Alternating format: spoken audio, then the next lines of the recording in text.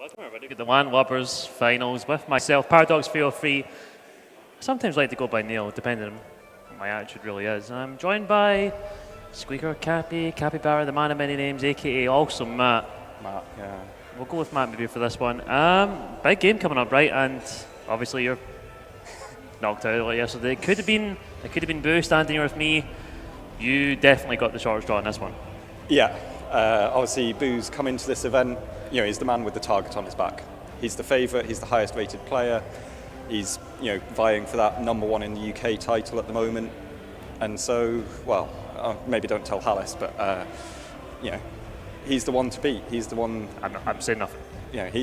He's the one with pressure on his shoulders to carry himself through.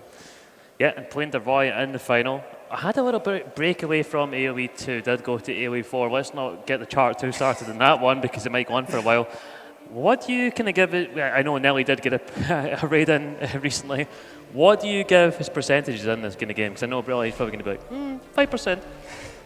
I'd go higher than 5%. 5%? Ooh. I'd go much higher than 5%. I think, he's been preparing well. Mm-hmm. He's been playing lots of practice games. He knows these maps really well. They suit his style. I reckon we're in for a close one. So if you're approaching this, obviously you had the game yesterday against Boo. How do you think? What kind of maps are you aiming for to darvoi?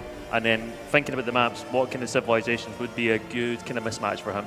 Obviously, both players are approaching the draft table right now. Let's kind of have a look. What do you think? darvoi is a classic open land map player. He's spent a lot of time on Arabia, as many of us have.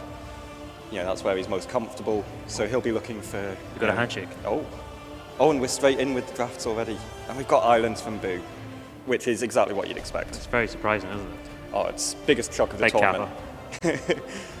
And similarly, LAN Madness for darvoi. Big cap, very surprising from both players. The water and land from the starts. Both players really not showing anything that's too surprising here. And Hideout gone from darvoi. He's not a big lover of his closed maps, is he? Hideout's probably the closest thing we have to a true closed map. Yeah, and Beach Fight going from Boo, darvoi has shown throughout this tournament he likes that map. He's comfortable with the meta on it. That Archer, Siege, Monk meta, he's very strong at it. Apart from that game, apologies. Apart from that game, he did play against Ted, and that was total and brutal domination from Ted in that hill. But in that, Beach Fight is one of those maps that can be a little bit difficult. You get center control on that hill, and honestly, it's just the generations to be a little bit bad. It's probably not a map you would want to risk in a final, right? Yeah, absolutely. And we're now seeing Dry River and Cape of Storms. So again, two very open maps, potentially lots of feudal action. And a hybrid map from darvoi. Yeah. Interesting, given Boo's love of water. He does love his water, he loves his galleys, and you do have the hill elevation on the water there, so the galleys would be pretty pog.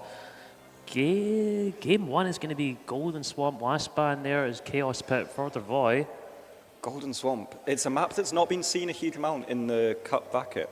No, and I'm just looking at this at first glance. I kind of like the maps for King Boo, to be honest. He's got 3 potentially hybrid maps there. Dry River. He's been prepared for that one. He's been playing very well on it. I think I prefer the maps for Boo, in all honesty. At the same time, you've got Dry River and LAN Madness, 2 open land maps. That will let darvoi's skills from Arabia shine. Cape of Storms, you can turn it into that open, very heavy feudal aggression type map. Mm-hmm. So there is scope for for his skills there to shine through. So let's see what both players do start with. Are we going to see not really a surprise there. I was going to say, we're going to see Britain's right off on the ban. It is Gajara's in the sea. We won't be seeing Gajara's in the final. And you know what? I'm kind of happy with that. Yeah, they're very awkward to play against, and essentially just because they're so new, people are still figuring out how they fit into the meta, especially on some maps that aren't necessarily played all the time. Yeah. It makes total sense. Mongols as well. Get rid of them. Yep, Cape of Storms, very strong there. Don't want to see them on the board. So much hunt available. Get rid of them. What would be the potential next one? Probably looking towards Britons, Lithuanians, also have a lot of utility across all of the maps here. It might be a little bit too soon, but if you were in the mindset here, what would you be looking at the final ban from darvoi? Britons are off the board from Boo. You've got options, like you say, Lithuanians or Japanese would be very strong on a few of these maps. You could also look to take away something like an island civ, get rid of Italians or Vikings and narrow down the options there. Yep. You know, it all depends how they want to approach these maps, whether they're targeting specific maps for their Civ wins or looking to set themselves up more generally. And it's Mayans. Really interesting, because that was the last pick in your semi yesterday, which honestly, in a best of 5, to see Mayans in the very last point. When Gold Rush is available in that one, it's not in this map draft, but to see the goal all towards the end, it was a little bit odd that Mayans is the final ban for darvoi, and the first pick in for King Boo is Japanese, probably going to be on Cape of Storms with those tanky fishing ships. I'd expect to see them on Dry River, where that fast Men-at-Arms play, control the centre, get those cheap mills up and about for the fish, can be really strong. But like you say, they're brilliant on Cape of Storms and Golden Swamp. Exactly, and that's the great thing about having a flexible Civ. You can prioritise them very early, and it's a little bit more challenging for your opponent to know when and where you're going to play them. And kind of similar idea for darvoi, prioritises Lithuanian straight off the bat, very flexible Civ across the maps. Yeah, I think Lithuanians are probably the Civ that are best suited to the whole map pool. You know, they're a strong option on every single map. They've got ways to play that are viable, and yeah, they're the ultimate flexi pick with this pool. Yeah, yeah. And having flexible picks right from the beginning is very good. So having Civs you can play across all maps. Second one coming in, and it is Huns, and a very similar, you know, flexible Civ can play across pretty much every one of these maps of what, well, apart from Islands, of course. That would be a little bit tragic, but the rest of them do look really good. And yeah, they're a classic Civ for darvoi as well. He loves that scout micro, he loves that cav archer play. You know, and Huns are the ultimate aggressive open land Civ. Yeah, yeah. Could be seeing him on LAN Madness there. We'll see what Boo is going for. Did play Hindustanis in his game, but obviously did get the big fat L in that game in the LAN Madness. Oh, did he? Yes. He? The 2 Bloodline scouts. Oh, yeah. Rings a bell. Doesn't, I mean, if you're... Oh, and he's backing himself again with it. He's backing himself again, and he's also going for the massive debate, because King Boo, obviously the viewers won't realise at home, but King Boo is still pretty convinced that Hindustanis aren't as good as Indians, but he seems to be prioritising them every single time in his draft. He'll trash them online, gets Hindustanis, and then goes for Vikings. Arguably the best Civ you can have on islands. And especially for Boo's preferred style, you know, he loves that galley play. He loves that, you know, he loves to get into the galley micro. And he loves... Hey, it's just the best way to play. I mean, yeah, it's what water maps are, you know, it's the best way to play them. It's the most fun way to play them. It's the most fun way to watch them. Exactly. Great way to watch. Who cares about flyer galleys? Byzantines can go in the sea as well. And Dravidians... Potentially a decent, good kind of pick, have a really good early feudal age with the amount of wood you have available, and go like triple dock, really early blacksmith, get deflection. darvoi did play them in the earlier round, so I wonder if he's kind of refined that build a little bit. We'll kind of find out. They're a really nice pick as well for, you know, they work on Cape of Storms, they work on Dry River, you could make them work on Golden Swamp. So they're, again, flexible. Ooh. Saracens. Ooh. Now that's a fight. That's a spicy pick. And again, a very flexible Civ. Very good in water, very good archer play. I'm looking at every one of Civs, like for darvoi, and it's really hard to pin down what Civ could be played in what map, which you love that kind of mind games going into the final. And you want to get in the opponent's head and have no idea what Civ you're going to play. Whereas I think Boo's is a little bit more straightforward. Yeah, and obviously this is part of it. You know, do you just go flat out and say, I've got the best Civ for this map, come at me? Or do you play that sort of little bit of a mind game, little bit of a, you know, where am I going? Am I taking a left down this street, or am I going straight up the main alley? And I guess it makes sense being a high-rated player. Take Civs that are really strong. You have to beat me. I'm the one who's got the pressure, so I'll take the best Civs. Let's see what you can do to overturn that. Yeah, and it's what you want to do. You want to put the pressure back on the other player. Force the lower rated player to come up with a strategy that maybe takes them outside their comfort zone. Back yourself in the meta. Byzantines off the board for Boo. What do you think you could be playing out there? Potentially an Cape of Storm Civ? It's not really a galley intensive map. I know he loves his galleys, right? But just send a few fires forward, forget about the micro. There's obviously so many different things going on in that map.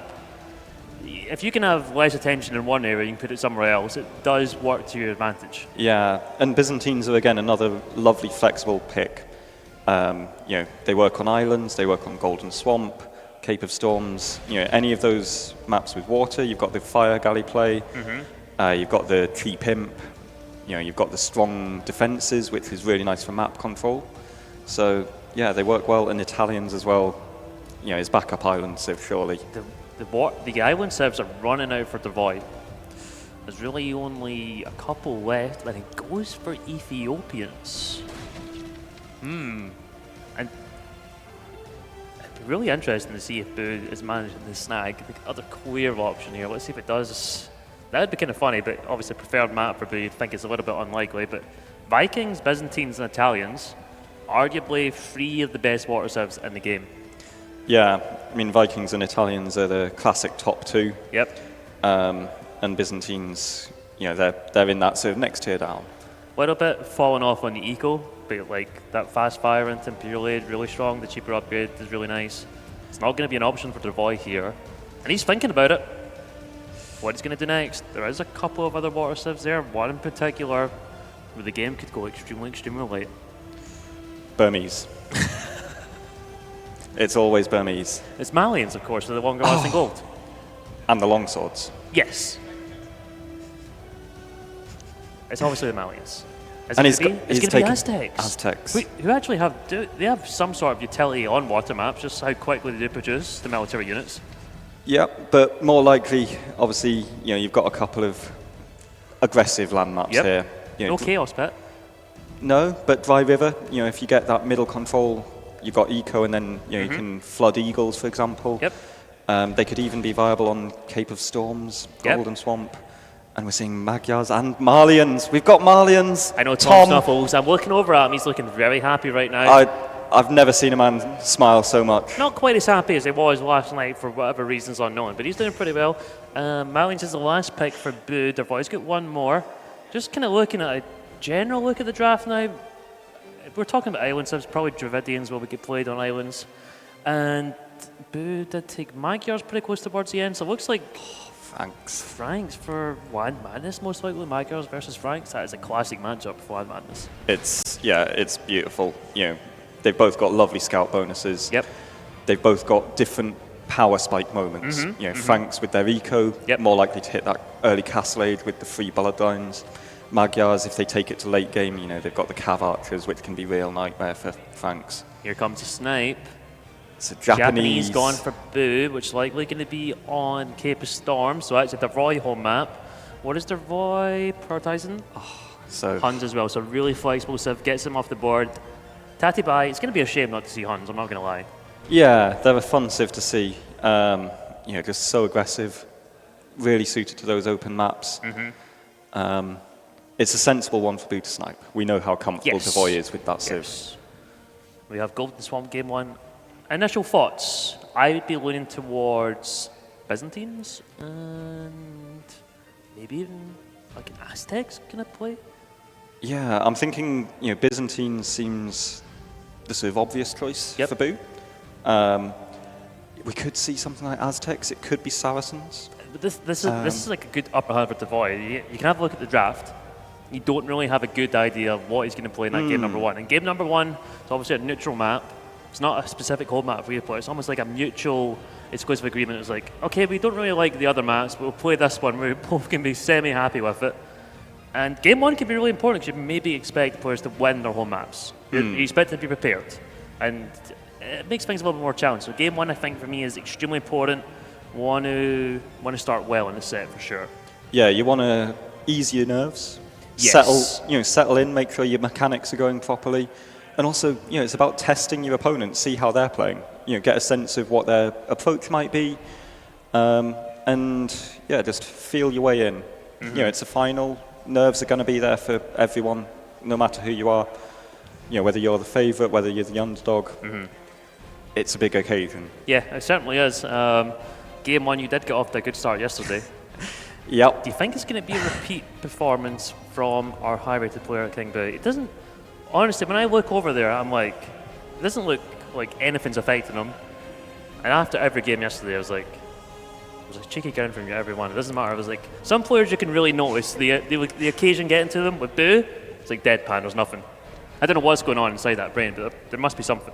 As he's preparing extremely well right now. I can tell. Yeah, I mean, you'd certainly hope there's something. It would be quite devastating to discover there isn't after all this. Yes. But yeah, I think he knows He knows he's been favourite throughout this tournament, so it's just going to be a case of getting himself in and delivering what he knows he can do. Yep. All the pressure's on him. We'll see what darvoi can do. I hope for a similar set you had yesterday. Let's get to 5 games. Let's have a really good set. Yeah. The play final was a fantastic set as well, and that's all we can really hope for is fantastic games. In all honesty. Absolutely. You want that. You want that back and forth. You want those swings. You don't want a 3-0 sweep. That's the big thing that. Especially not when King Boo is going to potentially be the one doing it. That's the last thing we want. Yeah, nobody's after that. I don't think anyone would talk to him if he did that. Quite deservedly. Yeah. Quite deservedly. Yeah, absolutely. I mean, King Boo, fantastic player. He has been grinding when he's been here. First night we did the setup. For some reason, he's got the PC on for playing against Huang, Morg, other players. Just remind me, how did that game against Huang end? Not well. I seem to recall it was a Castlade TC drop, wasn't it? Yeah, on the gold. And yeah. I mean, it doesn't give you.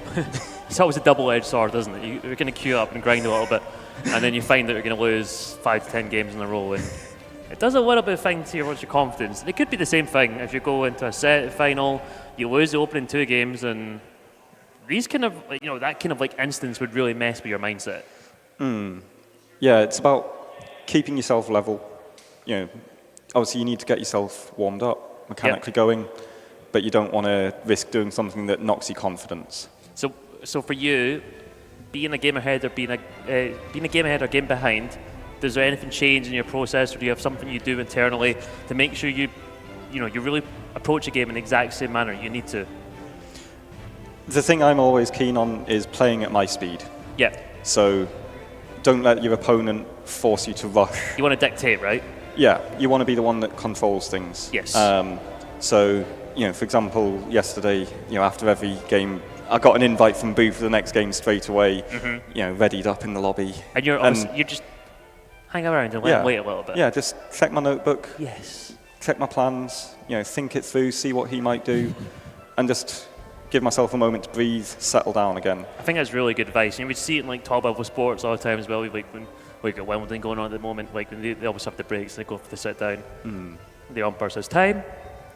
And sometimes it takes another 10, 15, maybe even 30 seconds for somebody to get up and go. Yeah. You got to go at your own pace. And especially in big games, big stakes like this, looks like they are going to get loaded in. And I'm trying to go for a really eagle. I wish. Oh my! It's a pirate. No, we should have. You need the telescope. Where's the tele? It's too late now. But I could have went and seen how the sieves are. We'll be finding it in a second. Yeah. Golden Swamp game 1. I'm definitely going to go for Byzantines. I don't know what it's going to be for darvoi, and I can hear the buffaloes in here. Oh, we've got some wood chopping sounds, and here we are. Oof. And we're with darvoi in blue. Ooh. And he's gone for Saracens. I love it. The one thing I'm concerned of, Saracens. It's typically a very galley in a water map you'd expect galleys. Is he going to go for some stupid forward range and potential archer play? It's a tricky map. There's some various options that you've got. You can use that archer bonus, break through walls. You can use the market, sell stone, go for that really fast uptime. Whether to control water or to be aggressive on land. So it's going to be an interesting one. You'd assume that this comes with some kind of prepared strategy mindset from darvoi. Whether it's a specific build or just a broad approach, you'd expect this to be a plan. And it's a little bit more challenging, right? Because you don't know what game 1's going to be. Whereas if it's a set map, like in a lot of tournaments, you know exactly what you're going to get. But when it's a game 1, you're banning other maps. Your game 1 could be totally different every time you play. You have to prepare for every map, and the settings like this, which can make things a little bit challenging. You have to kind of spread your resources across all of them, make sure you're prepared for all of them, and you can't get caught with your pants down. Yeah, exactly, and that's the beauty of this neutral map format. Yep. It means that well-rounded players are rewarded. Yep. Prepared players are rewarded. And versatile. Versatility is key, and I think it's definitely one of Boo's strengths. Yep. He plays all the maps. And a lot. Yes. A lot. Yes. And we're just seeing here, getting into Darkade, we've had Boo come forward and steal a buffalo already. Boo, we know he's not afraid of laming. He's keen on that. Excuse me? I know it's a shock. Really? We thought he was an upstanding citizen of the world, but no, he does have these degenerate habits. I don't know how many people have watched King Boo on Order, and some of the games are, they do get very quickly into this. He loves his fixed TC starts, doesn't he? Exactly where he needs to go on the map to get those extra resources. Don't have a lot of fixed TCs starts on these maps, which is fantastic, but he does get the buffalo, of course. Second or first, but just coming in minute 4, of course, so no issues. Doc coming up from darvoi, and Boo's going to be a little bit later to the dock. Nothing coming up as of yet. Yeah, just slightly delayed, but he'll get there. And the fish on this map is, it's a nice early game boost. It's decent. It gets you to castle age, but it's that balance between water and land is really challenging to achieve here. The thing for me with Golden Swamp that's very difficult, the water is very important to secure it early, right? The fish isn't super good as the game goes on, but then you have a different dynamic. We have a lot of gold in the middle. So you're not really getting that fish benefit from the food, but you still got to think long game if the game does to go for like 50 minutes, an hour plus, because your gold's going to run out. You have two big patches at home, and once that's gone, you're going to be struggling. Maybe not for Boo, because he has Byzantines. Yeah, and that's one of the key differences with this Golden Swamp script compared to the DE ladder script. Yes. You've got less gold at home, so that middle area is so much more important. You've got to be looking to get map control at an earlier point in the game. Yep. And that's where Saracens as well could be helpful. You can either, if you control the center, you can buy other resources. If you're lacking the center, you have that little bit more freedom to still play, because you can sell resources for longer, and give yourself other options there. Yeah. What are you thinking for openings for both? Would you be expecting fires? I think certainly for Boo, with the faster firing fire galleys, I think that's the way to go with Byzantines.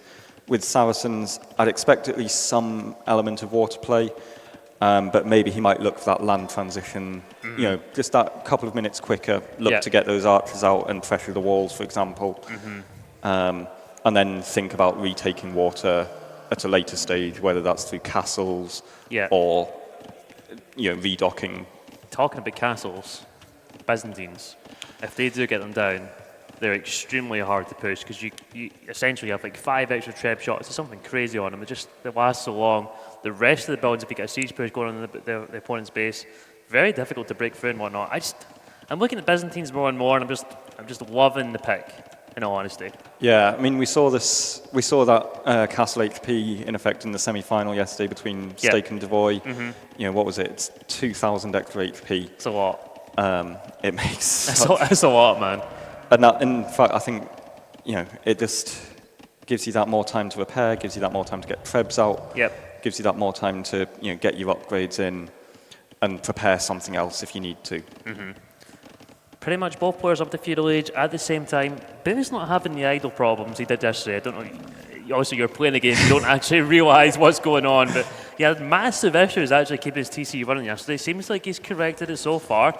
Only 1 second, which is good. So, going into the final, you certainly want to correct his issue. He's maybe aware of it, so that's a good start. Hopefully, you can continue on, because you want both players playing at their absolute optimum here.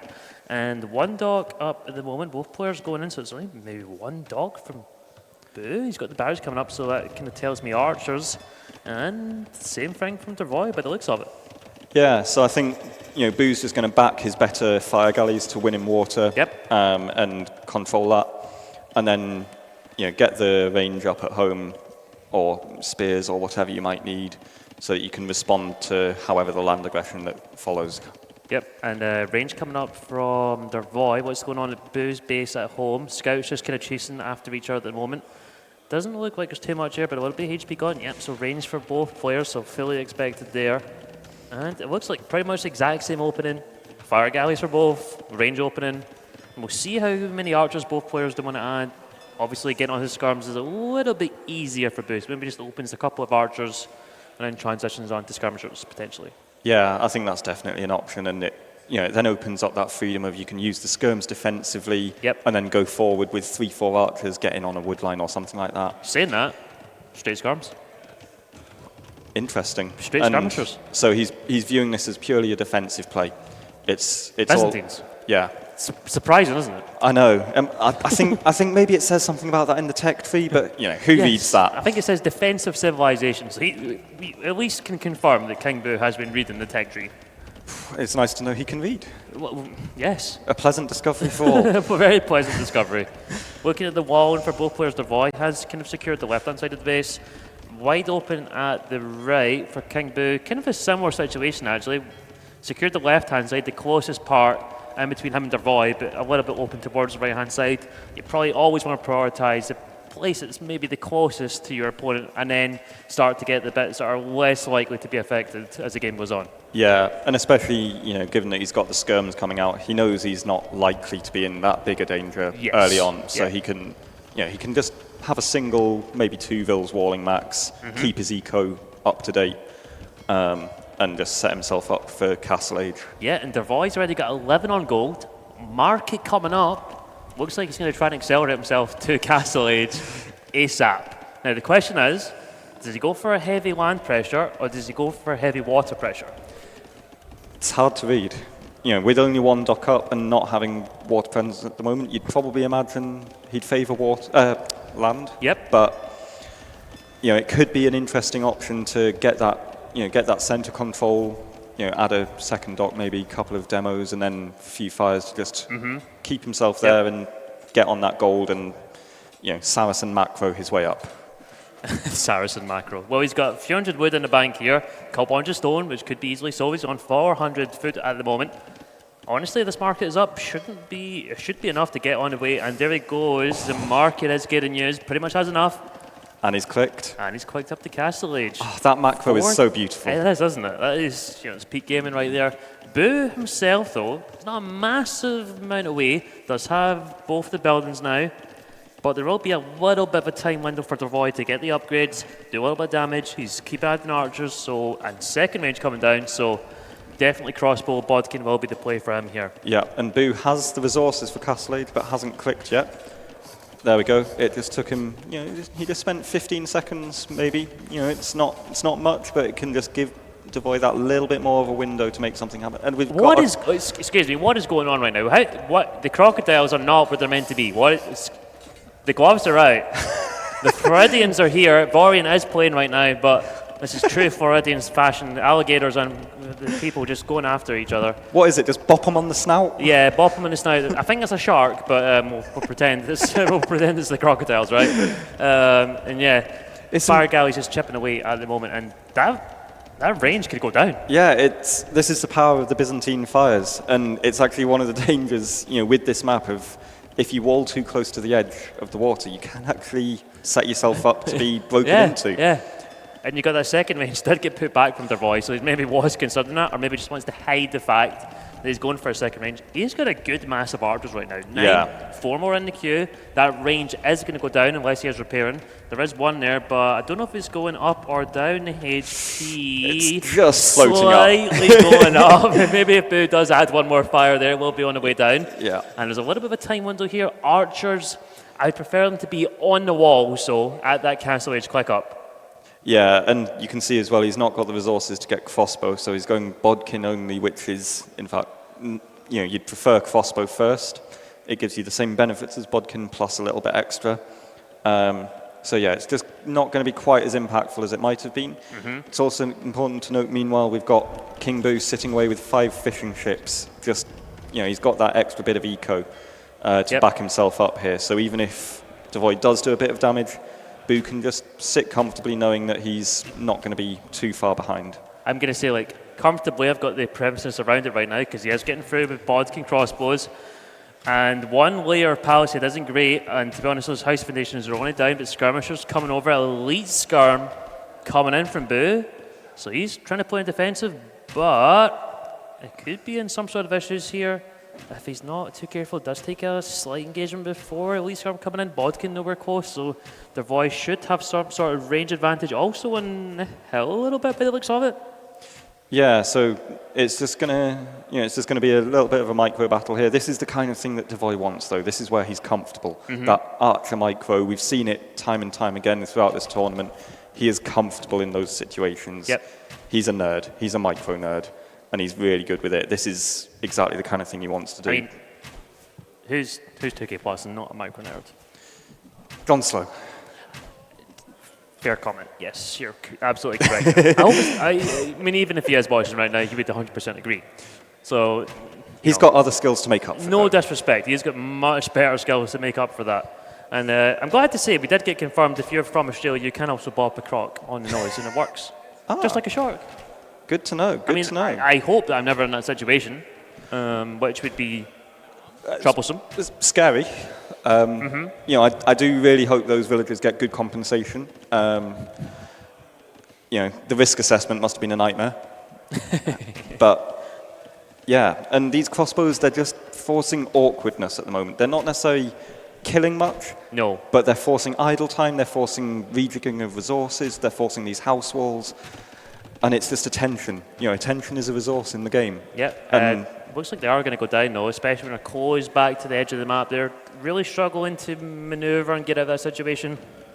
darvoi does go for a second TC at home. It's kind of funny because both players are obviously happy with that situation. darvoi goes for the TC at home. Boo does the same thing, goes for the TC in the middle though.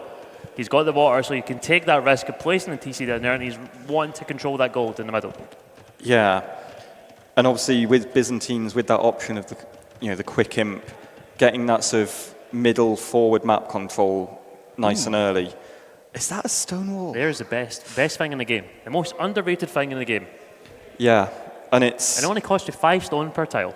Exactly. But we've got darvoi's crossbows going there at the same time. And there are 15 of them, and they're also Saracen archers. Yeah. So even if you do have buildings up, good luck. Yeah. So that Vil. Well, she very quickly died. Yeah. You know, I hope her family, is. We'll send her condolence flowers. Yes. We'll send some flowers. Yeah. But yeah, it's just going to be these constant little raids from darvoi while he gets his eco up and running. You know, he can again find damage here. Yep. Forcing walls, forcing idle time, getting a few Vil picks. 2 more villagers down. 3 3, villagers. Could be 4, 4. 5. 6. That's a lot. And now, where are the skirmishers for Boo? It's not like you're going to get damage going forwards from them, so they should be hanging around this home base somewhere.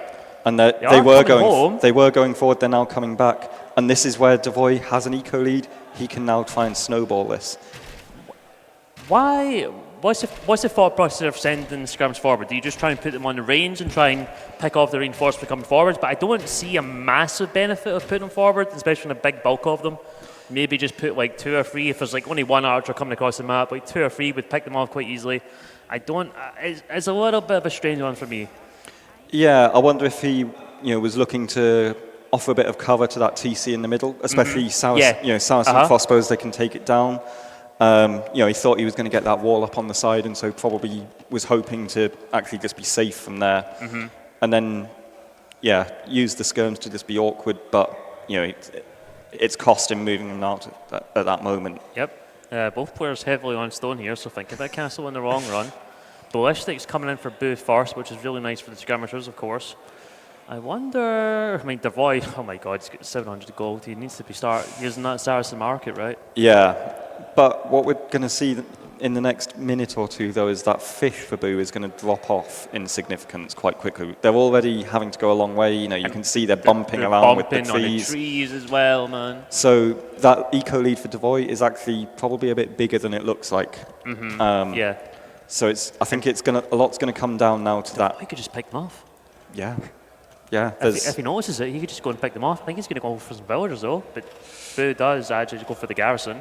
And a little bit sloppy from darvoi, does lose a couple of crossbows. And the skirms are coming over, and there's actually just better numbers. And Boo's got better upgrades. Yeah, he's got to run those crossbows. Going after the crocodile. Bit of revenge there. He's killing. I think he's actually got rid of 2. Go for the third one. Go for the third one. Do it. Yes. We will be asking darvoi to make a donation to the World Wildlife Fund out of his prize pool. Yes, WWF. We all have something in common. As a capybara myself, I can't stand for this violence. Yes, violence against animals is very bad, of course. We would not condone that. No bias, of course, from either of us, but big engagement from Boo there. If we just take a quick look back at the scrums and the archers, darvoi's army, he had 15 archers not too long ago, but they seem to be gone. And the rest of them are going to be gone if he's not too careful. I love the split from Boo, though. Just send a few off, deal with the rest of them, and the rest of them are just going to start to be annoying at the front of the base. Absolutely. And we can see as well, darvoi has gone full greed here. He's added a third TC. He's expanding his eco, but he's now taking a bit of a risk. He's got the Siege Workshop up. Boo is up to Imp, but with skirms alone aren't a threat really. It's not something you can really scale, right, to do damage. No, they're obviously, they're great for the defense. They can be a nuisance. Yes. Obviously, they're not. And does get the villager back. Yeah, a little bit of tit for tat, but they're not going to be a game-ending army. No, not at all. It's not like you're going to Imperial Age of Byzantines. You're going to get that quick ARB upgrade, go for Bracer and whatnot. It's just skirmishers. Yeah. And they can pick a villager here and there, but it's nothing massive. darvoi is getting the castle down in front, and Boo is also going for a reactive castle. I don't know if we see each other in their field of view at the front of the base here. With Boo up to Imperial, could be absolutely massive. And darvoi, leave the villager there, man. Just the foundation could have been amazing. So what darvoi is going to need to do here, and I think we're going to see it. Yeah, he's going to macro. He's going to macro. He's going to macro. He's got to get up to Imp as quick as possible here. Yeah, and I don't love the situation where the time window, the difference between going against Byzantines. They have such a head start already. I think you really need to be up first to give yourself a chance, or you need to be on a hill, which darvoi is not. And there's not a lot of hills on Golden Swamps. I'm not loving it. And the monastery's coming up from Boo. So I think we might see a little bit of cheeky arena-style monk treb just to open us up in Imp. Could be. We know Boo has those clowning skills. He's been doing it for a while now. Both players going for monasteries. And darvoi's adding docks as well. This is getting interesting. It is getting interesting. So darvoi trying to pivot over to water. Monastery behind it as well. I mean, monks can also convert ships. I know did you know that? I did, yes. That's actually something I've forgotten it many times when I'm playing a game. Actually, monks are very good against ships, especially turtle ships. I was going to say, it was Hera versus Yo. Was it a count of 9-0? Something like that?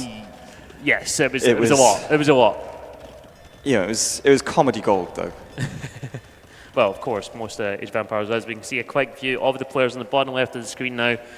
Definitely in game mode. Chemistry coming in for Boo now, so he's going to be thinking about bombard cannons straight off the bat. And bombard cannons plus trebs could be really difficult. But dogs coming up. A fire ship's going to be enough to tank from the castle to get rid of the trebs. It shouldn't be terrible, but he's going for galleys.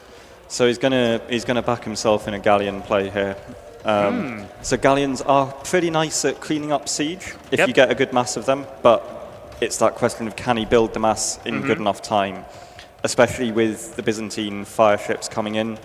It's going to be tricky. darvoi's got a window here where he needs to hold and let his eco kick in. And he does have a decent villager lead, 96 out of 75, but the military lead for Boo is just starting to rise, and darvoi's got to be careful it doesn't get crazy out of control here. We're 33 minutes into the game, and both players are around to 100 pop, nothing crazy, so both players potentially under some stress here. But the castle is being repaired from darvoi and does have 17 villagers on stone and 500 stones down the bank, so it should be alive for a good bit of time. But one thing as for Boo is forcing idle time. I don't know how many villagers are repairing there, but it's about 8, 9, potentially 10. And that kind of does minimise the eco lead. It does, yeah. And it's, Boo's going to get a treb lead here, quite a significant one. If he drops out, a bombard cannon or two, or even he could be really cheeky and add in a cannon galleon or two. Ooh. I know, super cheeky. Especially after that projectile increase. Yeah. Could you the old cannon galleons, it's like that meme where the guy's walking past and old cannon galleons with the projectiles are worthless. But the new ones... Ooh, hello. Yes. Hello, sailor. Yes, especially Spanish. Unfortunately, Spanish were not drafted for some reason. I did comment that a lot of those civs are not going to be touched to the full weekend, which is really sad. It's Spanish, one of them. Yeah. But we're seeing the fast fires now from Boo, and they are just going to make short work of those war galleys. Without the galleon upgrade, you can't fight fast fires. The castle goes down. And this is where Boo now just has map control. He's got the gold center, and he's going to basically have freedom to walk around darvoi's base. And darvoi's going for a cavalry armor. Does he have some sneak stables? I don't really see anything. He does have some blue over to the right-hand side. Skirms are putting some pressure on the villagers now. Now, they will one-shot and kind of tickle them, but I think the castle will go up to some losses. Bomber cannons coming out from that siege workshop. Could potentially actually be a nice snipe with the trebs right there and the skirms.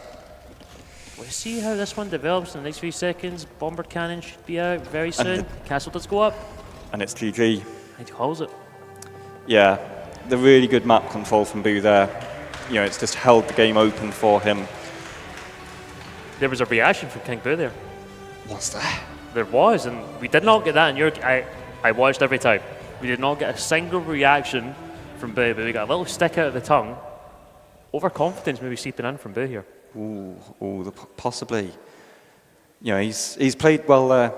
He's set himself up. He's defended against those nice little crossbow raids and taken map control. And that's been the big key decisive factor there. That faster imp with map control as Byzantines, you know, it's a really tricky position to hold from. I just prefer the sub, to be honest. Yeah, they're tailor-made for a map like that. Yep. The fire galley play gives you that water control for the fishing eco.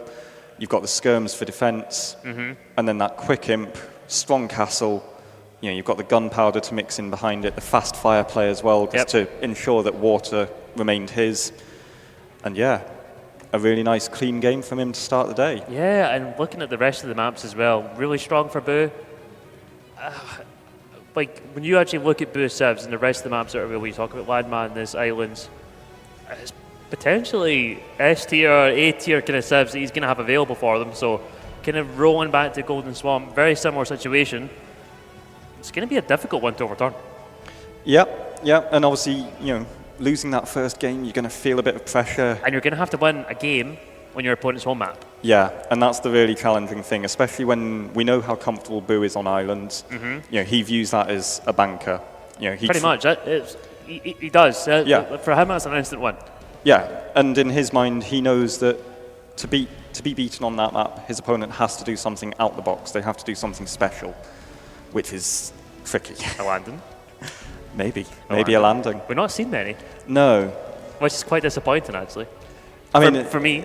Yeah, as a viewer, I love seeing landings. Yeah, they're full of excitement. Yeah. As a player, as a sort of pure water player, I'm personally, you know, I get very excited about you know, the macro and the galley micro. You know, I think there's some real skill and decision making there that can go unnoticed. Well, we will. But I reckon we will see it if we do see a game taken from darvoi. We're going to go to LAN Madness next, which is of course one of his home maps. Magyars, Franks.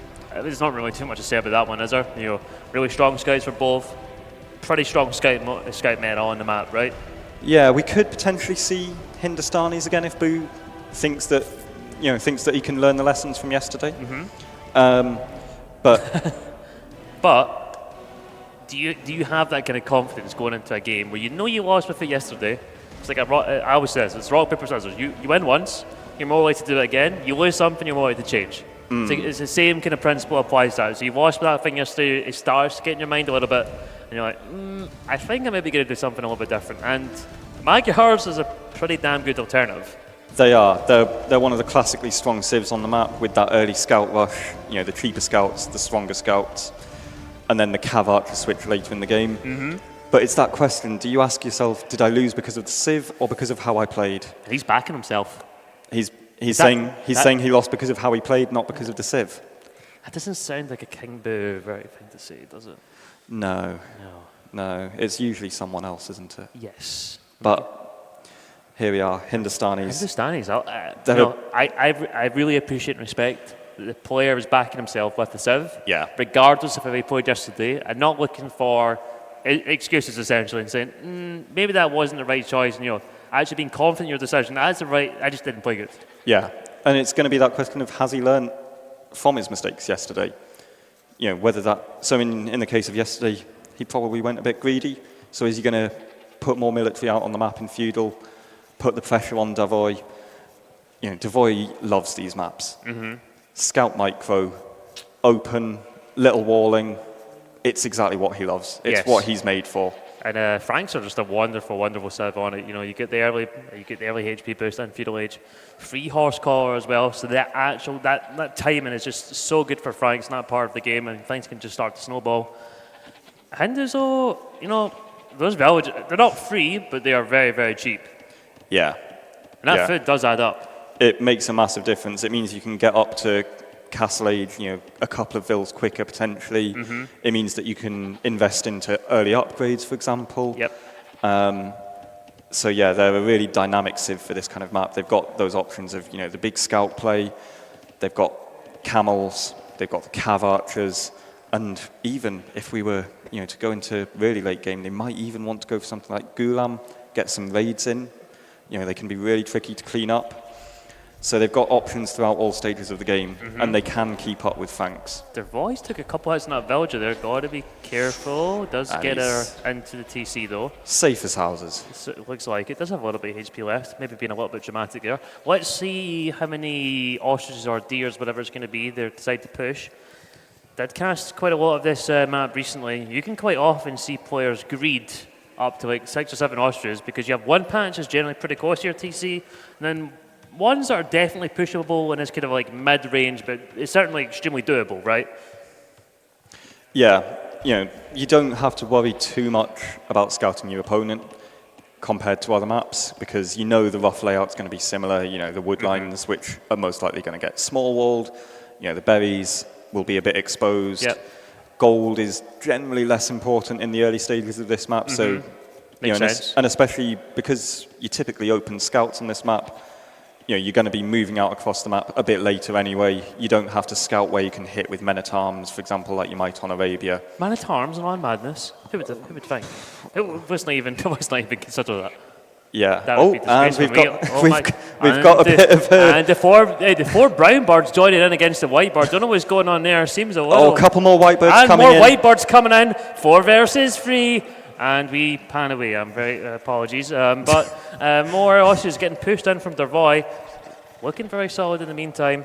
We're talking about the game scaling very well for Hindustanis. It's kind of the same thing for Franks, right? You get heavy supply when you go to Castle Age, and the knights are, knights are knights, but camels aren't interesting, Yeah, and so it opens up that question of how does darvoi deal with the camel play that might come? Does he opt to go for pikes, for example? But then that potentially leaves him exposed to cav archers. And so it then opens that question of does he want to make the archer switch so that he can get a ball of crossbows going? Archers? Franks and Hindustanis don't even say it. Controversial take. I know, I'll go away and say 10 hail doubts, atone for my sins, but it is an option, and it's one that's really nice when you know that you're going to be coming up against camels and or cav archers. Both players up to feudal age. Boo, 1 population up before, 19 pop for him, 20 pop. Scout build for darvoi, kind of standard stuff for both players. Franks can do 19 pop. Yep, they can both do 18, 19 pop, but that 20 pop, it just gives you that little bit of security. Means you'll be confident to spam those farms down. Go for eco upgrades as well. Of course, of course you don't have to pay for horse collar with Franks, but just things are a little bit more comfortable, right? Yeah, and we're just seeing that wood line at the back for darvoi is massive. That's huge. Imagine he chops through there on that one tile. Walls behind. And then what? You're thinking the same thing as me. We're on the same wavelength. We are. You have to make that initial investment over the lumber camp going over there, but it'll pay off itself because you're chopping one tile, so it does actually pay for itself. And the potential safety is massive. It generally is massive. If you go right in towards the back right-hand side, so you chop for that one tile, you get right in there, stone wall, boom, you have so much totally free wood eco that would be uninterrupted. You never have to worry about wood until late Castle Age. Yes.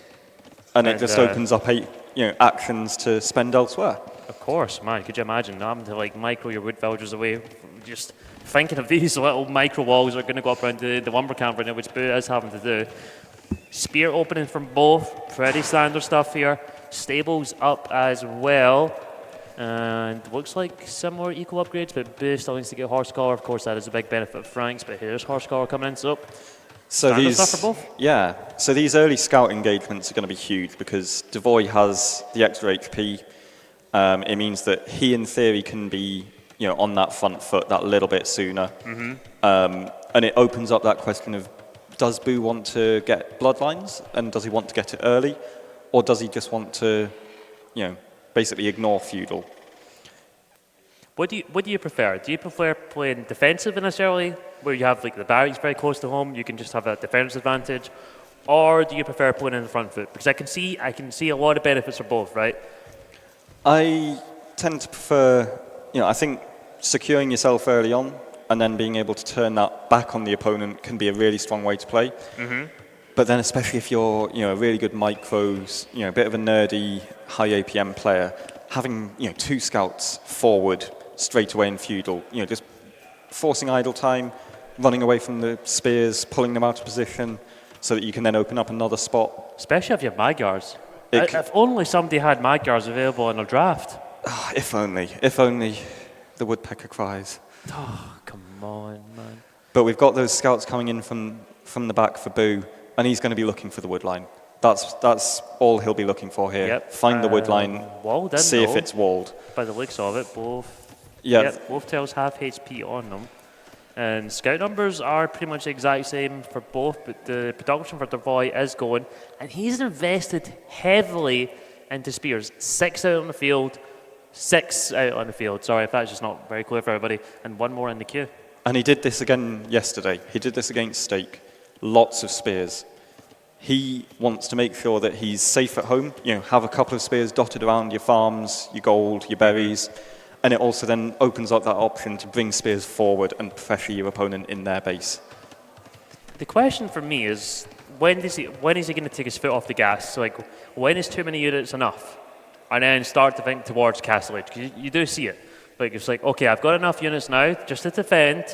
I'm going to try to get to Castle Age and get to Knights. And maybe as the game goes on, you're feeling a little bit less confident as Frank's going up against Hindustanis. I could maybe see that time window being an important phase of the game for Franks. Yeah, especially with Franks not getting bloodlines, they don't want that protracted feudal in the way that Hindustanis might. They want to get that early damage in, bank the eco, and then hit hard again in Castle Age. Get to Castle Age before Hindustanis so that you can get out your knights and make use of them before the camels become a threat. And Fortune coming in for Boo, which of course does affect the spears and the scouts. So good on the offensive and the defensive, but both units remaining at home for Boo, and Fortune also coming in from darvoi. So both players come in a little bit further. We've got some spear on spear action, some of the best you can potentially get. Yeah, that's what we live for, isn't it? Seeing them just prod away.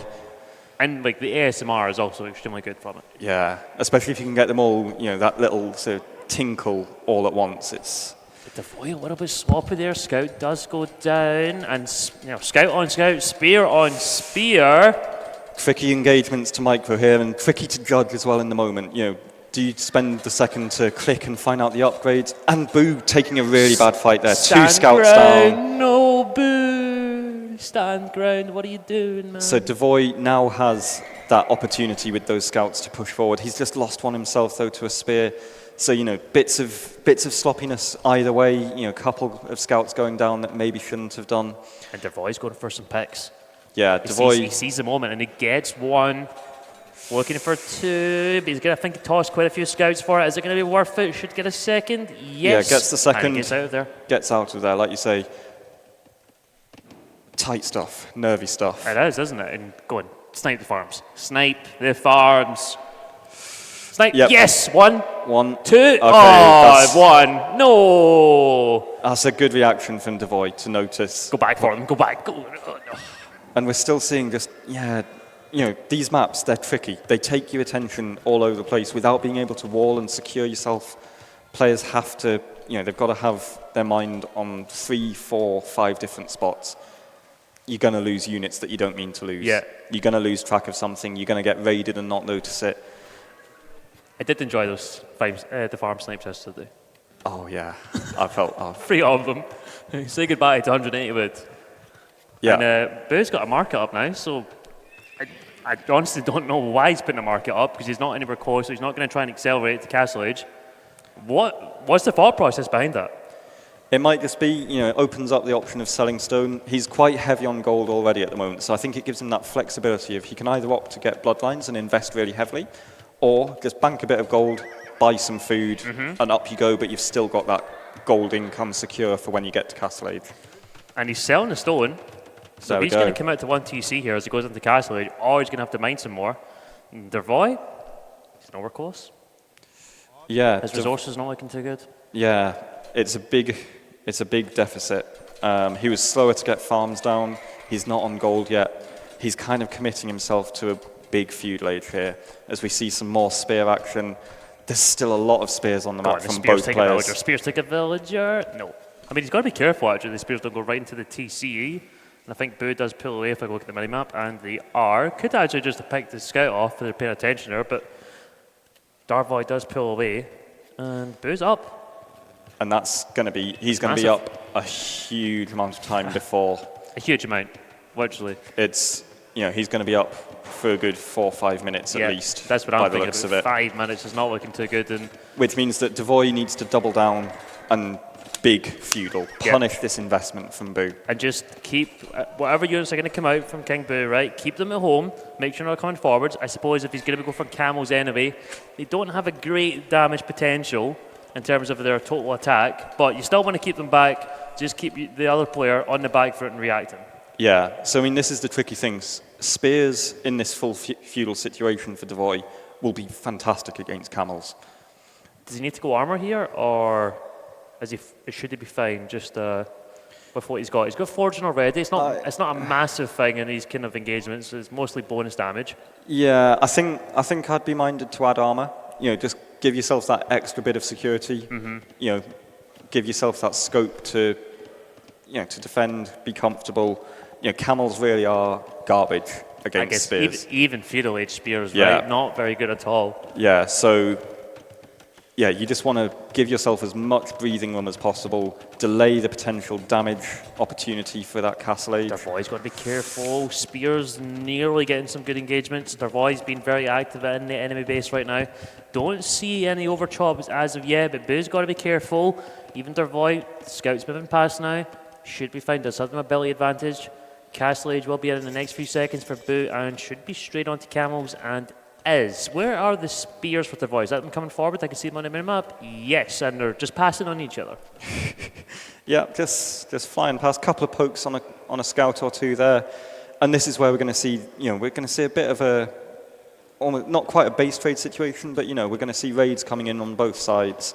Spear raids coming in on the hills. He just needs to be careful not to run those in the TC. 11 scouts and 9 spears with Darvoi, and Light Cav coming in for Boo, even though he's only got 5 scouts, but I suppose it does really improve the damage potential on these bad boys, and does take some damage off the TC though, and big engagement on the hill. There's a lot of blue there, a couple of spears mixed in and some camels.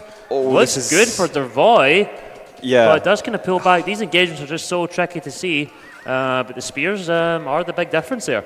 Yeah, and all this is doing, it's just buying Darvoi time. He's not far off clicking up to castle. Nope. He needs to just manage these raids, keep spears at home, keep that little bit of pressure forward, and then, when he gets to Castle Age, he's clicked up now. It's just waiting behind that villager. And this is awkward for Boo, because he's just invested a lot into Castle Age, and he's not at the moment achieving any damage with it, really. No. He's not even killed a Vil, in fact. Darvoi's done a really good job at home reacting to those raids. There's not been a lot of, in terms of eco damage, there's not been a lot for either player, right? Darvoi's got 2 kills versus 0 for Boo. Yeah, it's been mostly military on military action, which it shows that both players are being very attentive to the raids. They've done a nice job with the small walls around their exposed resources, and they've done a nice job pulling their farmers back in. Just limiting any damage potential. Oh, but we've got an overchop. Oof. And They should be able to pull out, but Light Cav do have a lot more damage. Spears coming over those, quite low HP on them. The villagers stopping. Is that the bug in the garrison? I don't know what is going on. But so it's one villager. That's okay. One villager. That's not too bad. Traded for 4 scouts. And there might even be spears on the opposite end doing the damage for Darvoi. And I think they get a Villager. The Yes. boxing gloves are out. Get him. Boxing Get glove or No. spear, choose your weapon. No, the spear doesn't work. But we've still seen a couple more vills go down for Boo. And like I say, camels, they're not going to do that damage at home. Spears can defend against them, and Boo is now in a position where he's invested a lot to not do much damage. So darvoi has survived. He can't even add TCs because he's still the stone. Exactly. So it's difficult because the stone's still in the bank for darvoi. I think the transition's a little bit awkward. Do you just add TCs and go pikeman defense? I think you want to get a few knights out. You want to get the pikeman upgrade in. And then, think about adding TCs after that. Get yourself back on level terms militarily, and then go for eco behind that. Dave Hunt says time for Frank CA. That is genius. I mean, it is genius, right? It's been a while since I've seen it. What was the Red Bull game? It was the NBL game, wasn't it? The Frank CA on Wings, I think it was. Something like that, It was something like that. And man, it was special. Especially, do not see Frank CA a lot of the time. It's just going to be pikeman, of course, for the time being, because we have 26 spears on the field for darvoi. And that is a lot of food and wood. And we've also got a forward vill, which is currently, having to fight a lone battle against the tiger. Guy units, man. The guy units MVP. We should be giving a carrot to the guy unit because they've been fantastic all weekend so far. And these pikes, they're just going to make it awkward for Boo to raid. Camels don't have the longevity, the damage output that knights have. And so, pike defense, it forces Boo into a situation where he needs to get to cav archers. And he's only on 1 TC. It does take some economy to get to CA. Did he buy the stone or mine it? Looks like he did buy it. Second TC going up on the stone, but the pikemen are there. And the siege workshop as well, just half a screen away. And that's going to deny it. This is and also the extra range. This is a really big moment for darvoi. He's got an opportunity to push eco. Yeah, honestly, it feels like darvoi, through the brute force of pikemen, is getting getting good control of the game. Survivalist would be so proud. He would be very proud. Of course, you need skirmishers involved as well.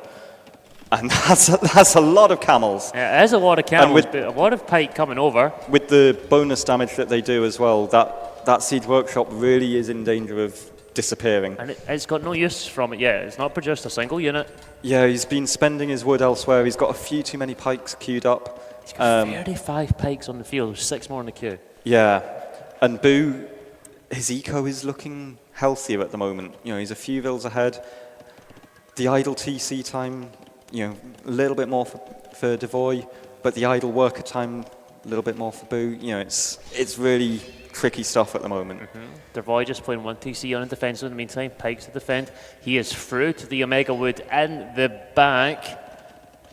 It looks like he has everything discovered there. Let's see if he does go for an amazing stone wall off. Would be kind of funny. Overchop on there as well. Got to be careful. And 2 mangonels in that forward siege workshop and 3 knights in the queue as well. So looks like a little bit of a pike siege push. Yeah, what I'd like to see darvoi do at this point is just send another vill or 2 forward to, well, 1, make sure that siege workshop stays up, and 2, help out with repairing mangonels.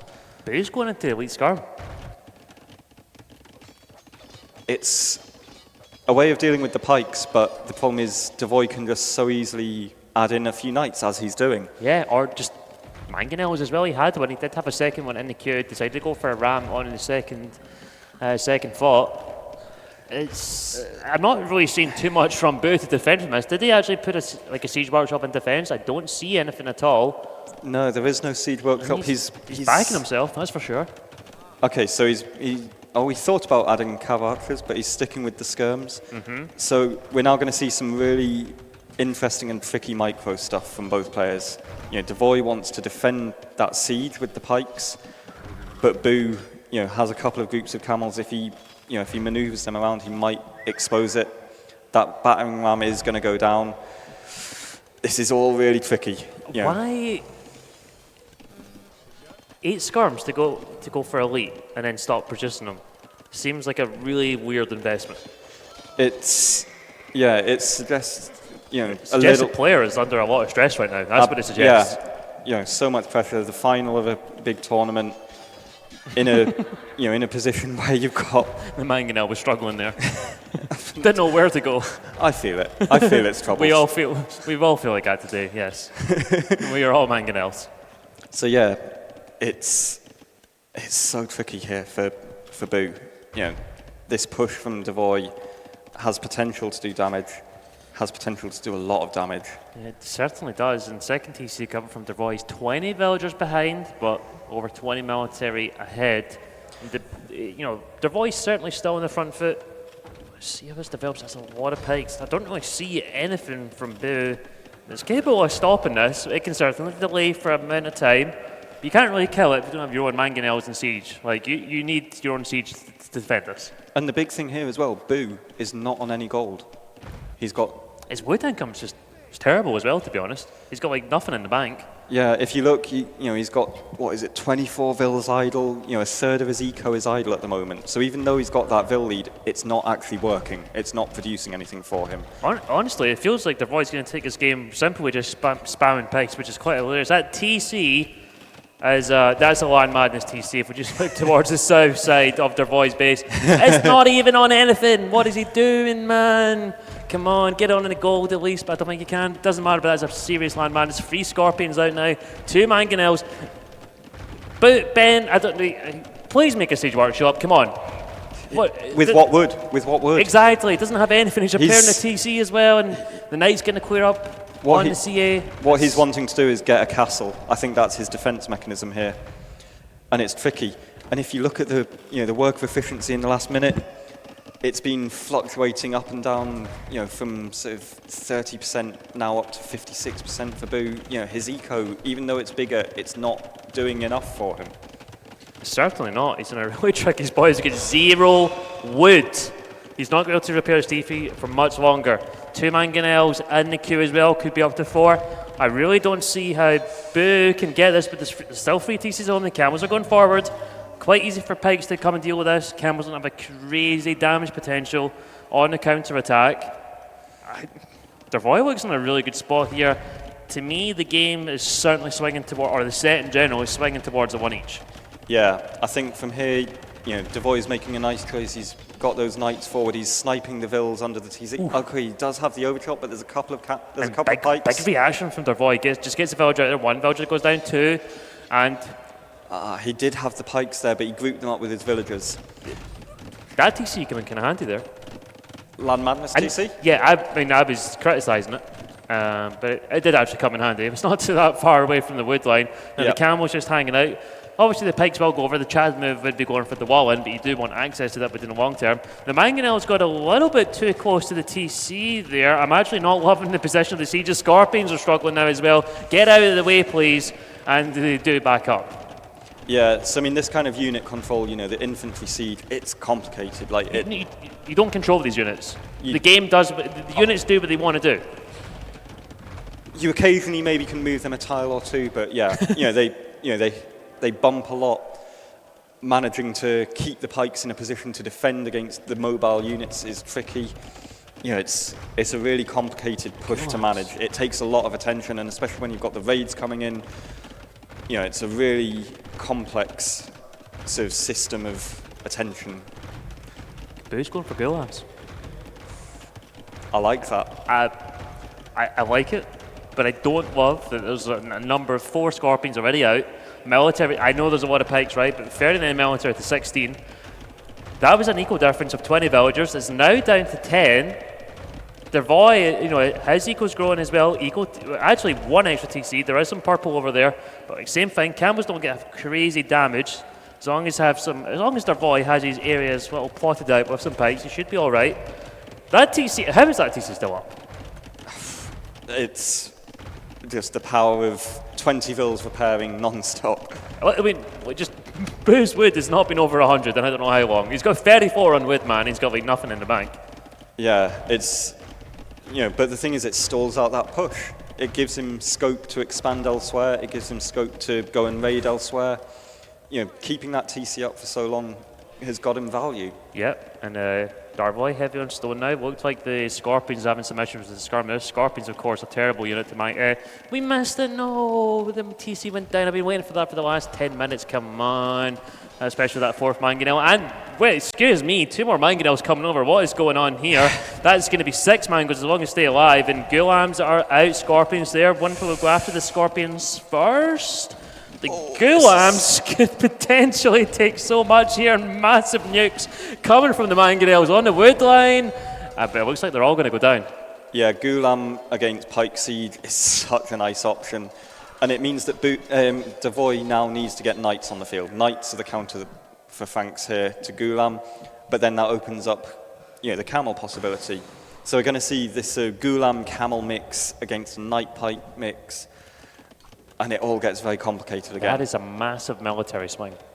Yeah. We've literally went from like 50 to like 15 to 20 to like 14. That is just insane. But at the same time, we've just seen the eco swing in darvoi's favour. Yeah. So, we're getting this balance going back the other way now. So you're going to expect Boo to put the pressure on. These Ghulam, they're great for raiding. We're talking about Knights. We've got 7 on stone. Are we going to see Axeman? It's an option. Axeman versus Ghulams could be. It's not something I've seen yet. No. But Axeman are always good to see. Yeah, they are. And especially with those cheap Fank castles, you can get so much defensive power, map control, and then maybe turn that into sort of a snowballing big push. But we get 14 Ghulams out on the field already. Second armor coming in, Squires too, so they're almost Huskarls at this point, very annoying to deal with. Boo is going to YOLO for a second castle at some point. He's 11 on stone. Darvoi's going to be really careful here that Boo's just not allowed to snowball to like 30, 40 Ghulams, and they can just dive into TCs, kill all the villagers afterwards. Got to make sure you have enough Knights on the field here. Does have 11, but should be able to catch up in pure numbers simply because it's castle versus stables, right? Yeah, and Ghulam, despite the sort of comparisons that are made with Eagles, they don't have any bonus damage against cavalry. Yep. Knights should be able to handle the raids quite well, but I believe they're called an anti-archer spear. Yeah. Of that is a bit of an oxymoron, but they sort of bend a few of our established rules in the game. Exactly, yes. There's been a lot of the new civs do that. Yes. Listen, we're trying not to get too engaged with that because we could be here for quite a time. Moving on, we do see slightly local lead for darvoi, similar military numbers. Both players, are you happy? Are you happy with, if you're playing darvoi and Boot, are you happy with the situation it's going right now? I think for both of them it's awkward. They both know how fragile, they'll know how fragile the situation is for both of them. Please send more than 8. Please send more than 8. At least please. 10. Or get the Knights there. Something to support please it. don't do that completely naked. No. That is certainly asking for trouble. This is a game of LAN Madness. We're not just throwing this castle. At least get the wall in, especially when Ghulams, there's no range at all. Please, no. Oh my God, This is frustrating. The Knights are coming in, but they're going to be a little bit too late. But that's a really big raid on the back. Really nice counter raid on the gold. Boo has not noticed that at all because he's too busy trying to micro this. This castle. There's 5 villagers still there. This is such a... More going to go down. As more villagers going to be coming over. I think there's a big cloud of blue going from the TC towards the right-hand side as well. There could be more coming over, but it looks like here they come, the reinforcements. And that raid is still going on at the bottom as well. Both players here, there's so much going on either side of the map. More villagers are coming over from the right-hand side as well. Yeah. darvoi's equal lead. He still has so much. It's actually 20 villagers ahead. And if we look, military has swung massively. darvoi has double the military of Boo. He's got 20 extra villagers. We've seen the score swing. 33 villagers trying to put that castle up from Boo. 33. Needs a few more. 33. And if you look at the Eco KD as well, at least it goes up. It would be devastating. It better go up. But if you look at the Eco KD, darvoi's killed 64 vills. That's only going to go up from here as well. It's been so swingy. Petards. Where are the petards going? Where? The stable. I don't know where is that. Must be a misclick, right? I feel like that must be, yeah. Must be a misclick. I don't know where the petard's going. Wheelbarrow coming in at 50 minutes now. Both players selling Castle Age. No sign of Imperial. No, it's not a misclick. He's got 2 more petards in the queue. Where? He wants to take that castle down on top of the TC, I reckon. I bet that's... No, he deleted them. They're gone from the queue. Okay, misclick. Oh, no. It's running. No, we got to go back to the petard. Where's it going? Here we go. We should pretty much just go in VLOC right now because this is the only thing that's important in the game. We got a massive eco lead. When we have a 50 villager lead and a massive military lead, the petard. It's on a mission. This is. Okay. Where is he going? Go on, kill. No. Oh. No. That would have been perfect. Imagine there was one villager and the petard just went doink. Castle gone. See you later. But this no, is no avail. And it looks like darvoi's game. Yeah, I mean we've said that once already this game, and Boo swung it back his way. But from here, the eco difference. Look at it. Double the vills, triple the military, double the eco KD. I will eat this pirate's hat, and it's pure leather. And it's been on Tom's head. And I don't eat meat. But yeah, this is looking so good for darvoi right now. He's got such a good military control on the map. GG call. There we go. That was a brilliant game. It was a brilliant game. 52-minute LAN Madness game here. That is exactly what we're here King for. Boo's not smirking this time, I'll tell you that. No. You can see just maybe a hint of frustration creeping in on that face. It's really hard to see the frustration on his face because he's so... He is quite deadpan, isn't he? Yes, he's very deadpan. It's very hard to tell something's affecting him. darvoi's honestly the same kind of expression. Did you have any looks over the computer when you were playing this? Did you kind of see what's going on, or can you not even see them?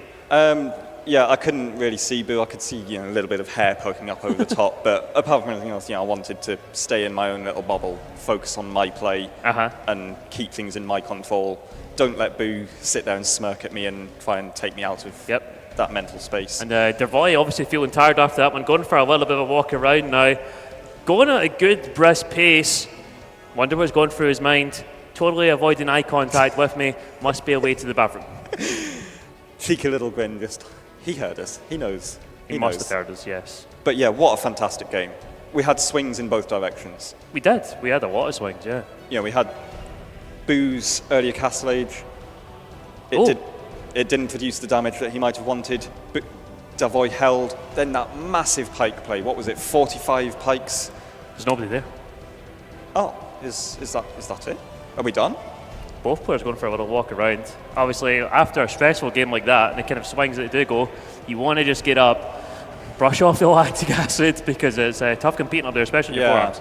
I mean, it's very important to note Boo taking the time out here to go talk to his coach, get some tips from Unrivaled Super Hottie, of course, who is the brilliant mind behind GB.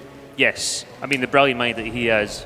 And I don't know what kind of advice we'll be picking up, but maybe we should have a bit of a tennis drill here where you can't get any coaching mid-game. Would be probably a good addition. We could look at that in future editions. Yeah, I mean, if we see Towers next game, we know where it's come from. Yes, and not all coaching is good coaching.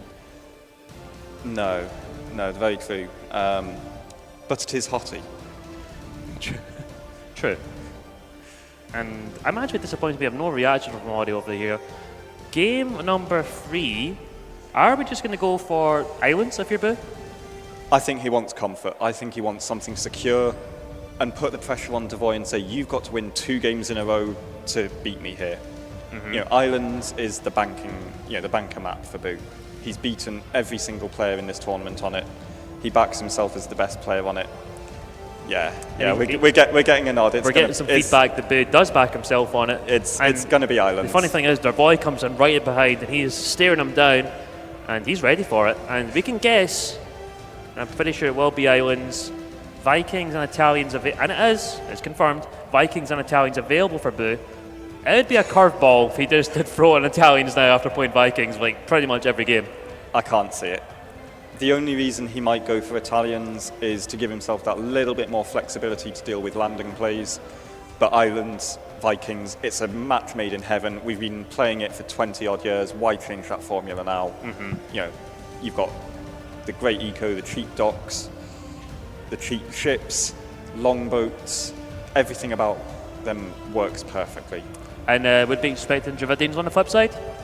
Yeah, they're the logical civ.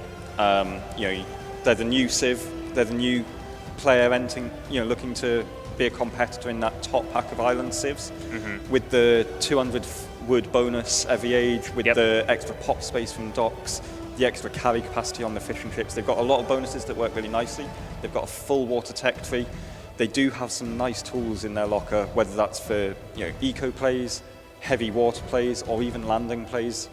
They can adapt. They can pose questions. Yeah, and the other civs are actually available. They're actually decent water civs, but in terms of the quality difference between them is much different. Actually, Ethiopians and Aztecs are solid enough civs on water when you go to feudal age and the upgrades you do get. But for Dravidians, it's very clear that it should be Dravidians. Yeah, I would be surprised. This is the hat we're talking about beating. This is the hat. This is the last game. I'm not sure I quite want to, risk that. I just like the players, you have to back yourself sometime. Okay. My stomach will not thank me if this goes wrong, but I'm willing to back myself. And the players are looking focused back in. I think they'll be entering the game in just a moment, unless Boo's developed a new technique where he doesn't play with hotkeys. That would be a bit of a cocky move to bring out in the final. He plays with hotkeys? Oh yeah, you've seen his monk micro. I mean, he does use an numpad. You actually look at his... Oh, nice little view of Steak's back. If you wondered what the back of the head of Steak looked like, that question has been answered. Yeah. And I don't know if you noticed, but Steak's he's quite hench, man. You see the back, he's definitely doing his lateral pulls down, his shoulder press at the same time. Looking pretty good. Not as good as AC though. Well, does anyone look as good as AC? Can a quick scan around, apart from Fangita, no. Of course, the God Gamer. I hear some banging sounds. I think we might be about to enter the game. And here we go, Islands. It's Vikings and Dravidians. We didn't predict that at all. My stomach is currently thanking me. I do not have to eat the hat. I mean, I'm confident enough that I made that commitment. It's a good commitment. Yeah, I have a pretty good strike rate. I was pretty good yesterday as well. Tom and I, of course, did co-cast. I had to keep him a little bit under control. It's kind of a similar situation with you, I'm not going to lie. He was a bit excited, wasn't he? I did hear one thing very loudly, despite the air defenders. It was that shriek of Malians. I don't know why. Tom's not a massive fan of Malians. Unfortunately, there's no Malians in this map draft from either player here. He's laughing just now. I know you can't see it on camera, but he's really, deep down, he's really disappointed that Malians are not going to be involved in this cup final. And I don't know if he's going to recover from it, in all honesty. Well, he takes a swig of cider, and that's probably how alcohol is a cure. It's sad to see, but desperate times, desperate measures. Exactly, and sometimes you just have to make the. Both players here, just going over to wood now. Are side dogs going to be viable things for either player? Actually, for Boo, it looks kind of awkward. I think he might have space down to sort of the lower right, that bottom corner of the map. He might look to dock in there. You usually get some decent fish. His preferred option generally is to go for those slightly backside docks. Mm-hmm. And then you can expand more to the sides. As the game goes on, you have a little bit more control of the game. Yeah, exactly. For darvoi, when faced up against Vikings, you've got that awkward question of how do I try and counter them? Because if you just go into a straight galley war, they generally do it better. So do you want to perhaps front dock, go for those fast galleys and look to put the pressure on straight away? Or do you perhaps try and go for some kind of eco play, back dock yourself, and then try and get a power spike with Castle Age maybe? It's a really tricky dynamic to manage, especially when you're up against someone like Boo who is comfortable on water. He's got his armbands, he's got his life belt. His armbands. He's got his swimming badges. He's in the top lane. That's what he is. I don't know if darvoi is in the top lane, but he certainly made he's made his way through the lanes, through the tournament, and he is going for a dock in the north, so a back dock here. I think, honestly, I kind of prefer front dock with Dravidians just because you have that influx of wood super early in feudal age, and you can just apply pressure straight off the bat, and it's a lot easier to do. With 200 wood is a lot. It is. It really is a lot. Yeah, it opens up a lot of options for Dravidians, especially given that they're saving a bit of wood on houses. You know, it means that actually realistically they've got more like 250, 275 wood bonus by that point. And so it means they can do things like add extra fish, they could go fast blacksmith, they could, you know, go for triple dock that little bit quicker than other civs. And so there's a few different ways you can leverage that bonus, but you know, it means that they are potentially in a position to compete with Vikings. You just don't want to get into that protracted water war necessarily, because that's where Vikings really shine. Yeah. Second vine already in for Boo. We're at minute 6. He's got the second one in already. He's pushed a couple of deer. Obviously looking for that really fast influx of food, right? Comparing to the sheep. He has went through one already, and darvoi only just getting there. So Boo looks like he's going to try and get up to feudal age absolutely ASAP. Yeah, 20 pop would be the guess, with obviously no loom. Yeah, he likes his 20 vil, no loom. He might possibly get loom just as a safety mechanism here.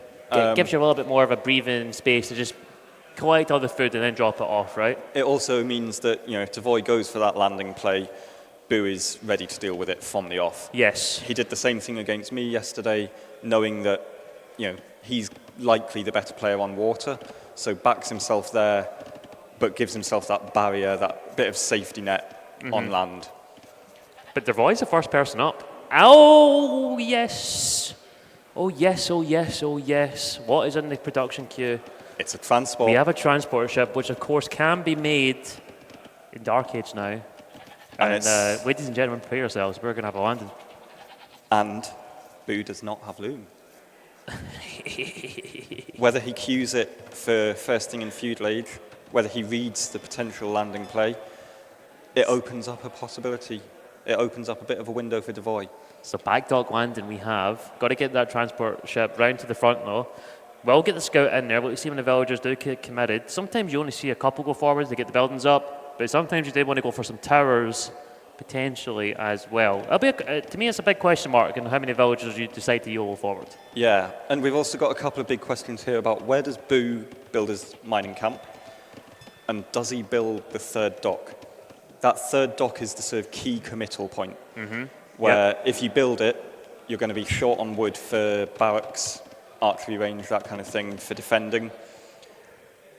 And yeah, so only 2 up at the moment. Obviously going to wait till feudal age for if he is going to make that commitment to third one. If he does not notice that landing and he's already committed to the third dock, it's very hard to pivot everything towards operating towards that landing. And honestly, we've got the scout nearby. Should know as we can go to the point of view very quickly. He's going to see it. He's going to see it. I think he did look yes, there. There 2 villagers only there as well. So he knows it's there. So he should be able to react to it, but already committed to 2 galleys and double barracks. But that the scout gloves are off. The scout is now on low HP, so darvoi has that foothold. Yep. So and here come the walls. Stone walls. So this is I love stone walls though. I mean, look at that. Every villager building a single tile themselves, then just move back to the wood, and it's not Saracen archers. It's only Dravidian archers, and please just make sure you have every one of them done, and it should be because it's going to take so long for the archers to get out. The range isn't quite up yet. Yeah. But there's still a transport out on the field. You can still make some archers and just go around them. It's that dynamic, though, of Boo will use his water control to control either side of the stone wall. The transport ship's moving already. It's preparing. Yeah. The Eagle had landed, but the Eagle is going to have to re-land again. So darvoi has a very short window in which to actually make damage here with that range. He's probably not going to have enough archers out by the time that the galleys come round to deny the transport. The question for me is, do you just go straight off and try and get one archer around there? But I guess the galley's gone. He's going to have to think about something else. Doesn't look like it. It's going to have to become a castle age play. Yeah. Either that, or you've got to somehow get onto water. With that stone wall, it's Boo. This is how Boo likes to defend landings. He likes to basically just put a stone wall down, say, screw you, I'm still playing water. No. That does not sound like King Boo. Ah, yeah, you're right. The transport's coming around to the front, and Boo's actually having a lot of difficulty tracking it. He went right into the corner there to see if that's where it was. That is not, but it looks like he is going to find out the archers here. Does get a little bit of a hit, which is fantastic. Only one galley there, so 2 archers and a scout should be dropped off on the right-hand side of the wall here. It's going for the block. Oh, come on, you nerd. 2 archers do get out. The gold is there. Doesn't have enough for a tower to defend. Fletching on the archers. It's only 2. It's actually enough to just kind of like delay things and maybe pick a villager if Boo is not paying attention. It's enough to be a nuisance. It's not enough to necessarily do much damage. Yes. And so it becomes this question of, can darvoi get up to Castle Age quickly, get the siege workshop out, and get through that wall? And Boo's food is growing. Both players have pretty good food income though. 3 fish for either player. I think darvoi's got 10 on food. I don't know if he's adding any farms at home. It would be a surprise. Massive kind of migration going on for Boo at his home base as well. And a nice job defending his fish from darvoi, getting those couple of fires out, just making sure that he still has that little bit of extra eco. Yep.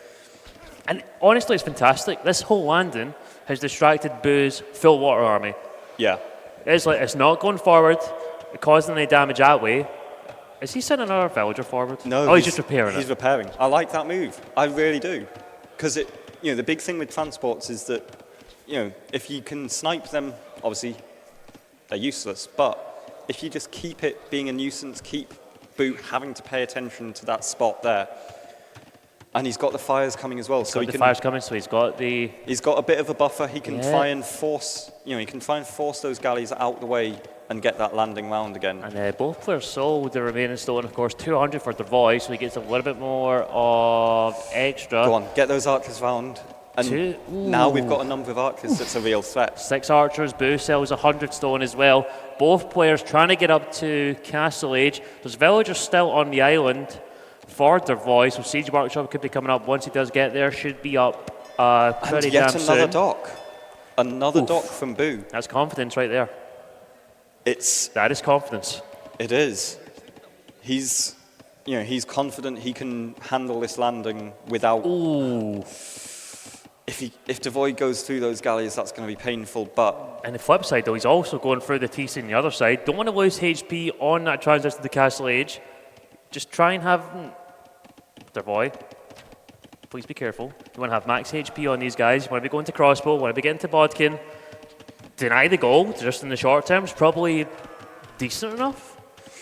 Yeah, Boo does have the other gold at the back of his base, so it's not massive damage in that sense. But if he keeps those archers there, it means that Boo can't wall behind a siege push straightforwardly. Yeah, and he's just probably not too much else he can get from those archers in this moment. And so he's just starting to whittle away at the wall. I like that a lot. It means that it's a feudal age stone wall. Yeah, it means that when it comes to Castle Age, it'll just be that little bit quicker to get through with mangonels, elephants, however he wants to play it. And it's going to force Boo into a situation where he has to make a siege workshop to defend. But here we go, Callie's going forward. 3 fishing ships only for darvoi. Don't know how his eco is looking at home, if he has any farms down. Obviously he's going to be on the mill. If we could take a look at some point. There's no farms down for King Boo. Just finishing off his sheep now. And he's doubling down on the wood. He's going to try and wall in that archer mass. Yeah, and he's done it. With a siege workshop. That's a sly move. Well, but at the same time, it means he risks not even getting it up. Yeah, potentially. If darvoi is paying attention here. If you see the villagers off to the left-hand side for darvoi as well. darvoi is still firing on the siege workshop. He could have got a couple of vills if he was paying a little bit more attention there. Yeah, siege workshop coming up of his own though. He's going to be in, but he's got to be careful because these archers could be flattened very, very soon. They will be crossbows as well. What's the HP double siege workshop? Oh my god, what's the HP on the stone wall there? Can we take a quick look? The one that is on the way down. Villager does go though. Scorpion. Scorpion. That's nice. It's just that bit harder to dodge around it. And the crossbow is lining up pretty nicely there, no micro whatsoever. He's sniped the vill, which is nice, but yeah, those crossbows will go down, or at least be super low HP. They're very trapped right now. Yeah. It means that darvoi is putting all his eggs in this basket with the siege push. And a siege elephant with the mangonel as well. Longboats transition from Boo here as well. Doesn't want to invest too much more in the war galleys, but did get the upgrade. Mangonel come from him as well. Yeah, and what he's doing is he's just using that water presence to compress the landing into one narrow spot, which means that he can then focus all his land efforts there. Yeah, I really like the Siege Elephant. I do as well. It just opens up that possibility to break through.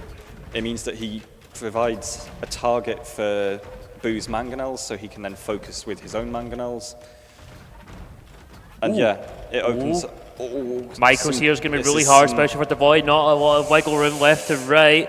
Does get a good shot on Boo, and he's running away scared. Wants to get a repair villager over there, but that's a really tough area for darvoi to micro in. And where oh my god, come on. Where are the mangonels going? Some slightly awkward bumping and pathing there. Hiding behind the houses. That's not good for real estate. The value is going to be going right down on those guys. And the elephant's attacking the wall, probably not what it really wants to be doing. And he's bashing his own elephant as well. Maybe just a little bit concerned. He is. He's literally going right in his own elephant.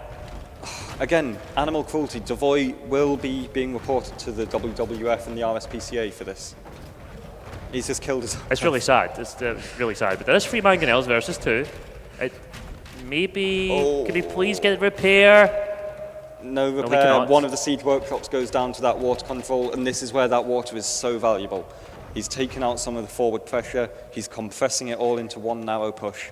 As darvoi is now looking to get a bit of eco going at home. In fact, darvoi's got nothing on food. He's got nothing on food, but Boo's also been debated into pikeman defense here, which is a little bit of a. I want to say it's a little bit of a strange choice for me when there's already archers and mangonels. It could really get a good trade there. He's getting really good value from those mangonels. And I think the siege push is just about to fizzle out for darvoi, which is a bit of a shame, especially when you got 2 more mangonels up towards the east side and towards the north. Ships just on either side as well, so it means the transport is not going to be possible whatsoever. So those archers are absolutely stuck. And with 0 on food a minute ago, up to 5 on wood now for darvoi. 5 on food now, sorry, not wood. I'd like to see him just use that gold. He's got a lot of gold banked up and it's not doing anything for him here. It's doing absolutely nothing.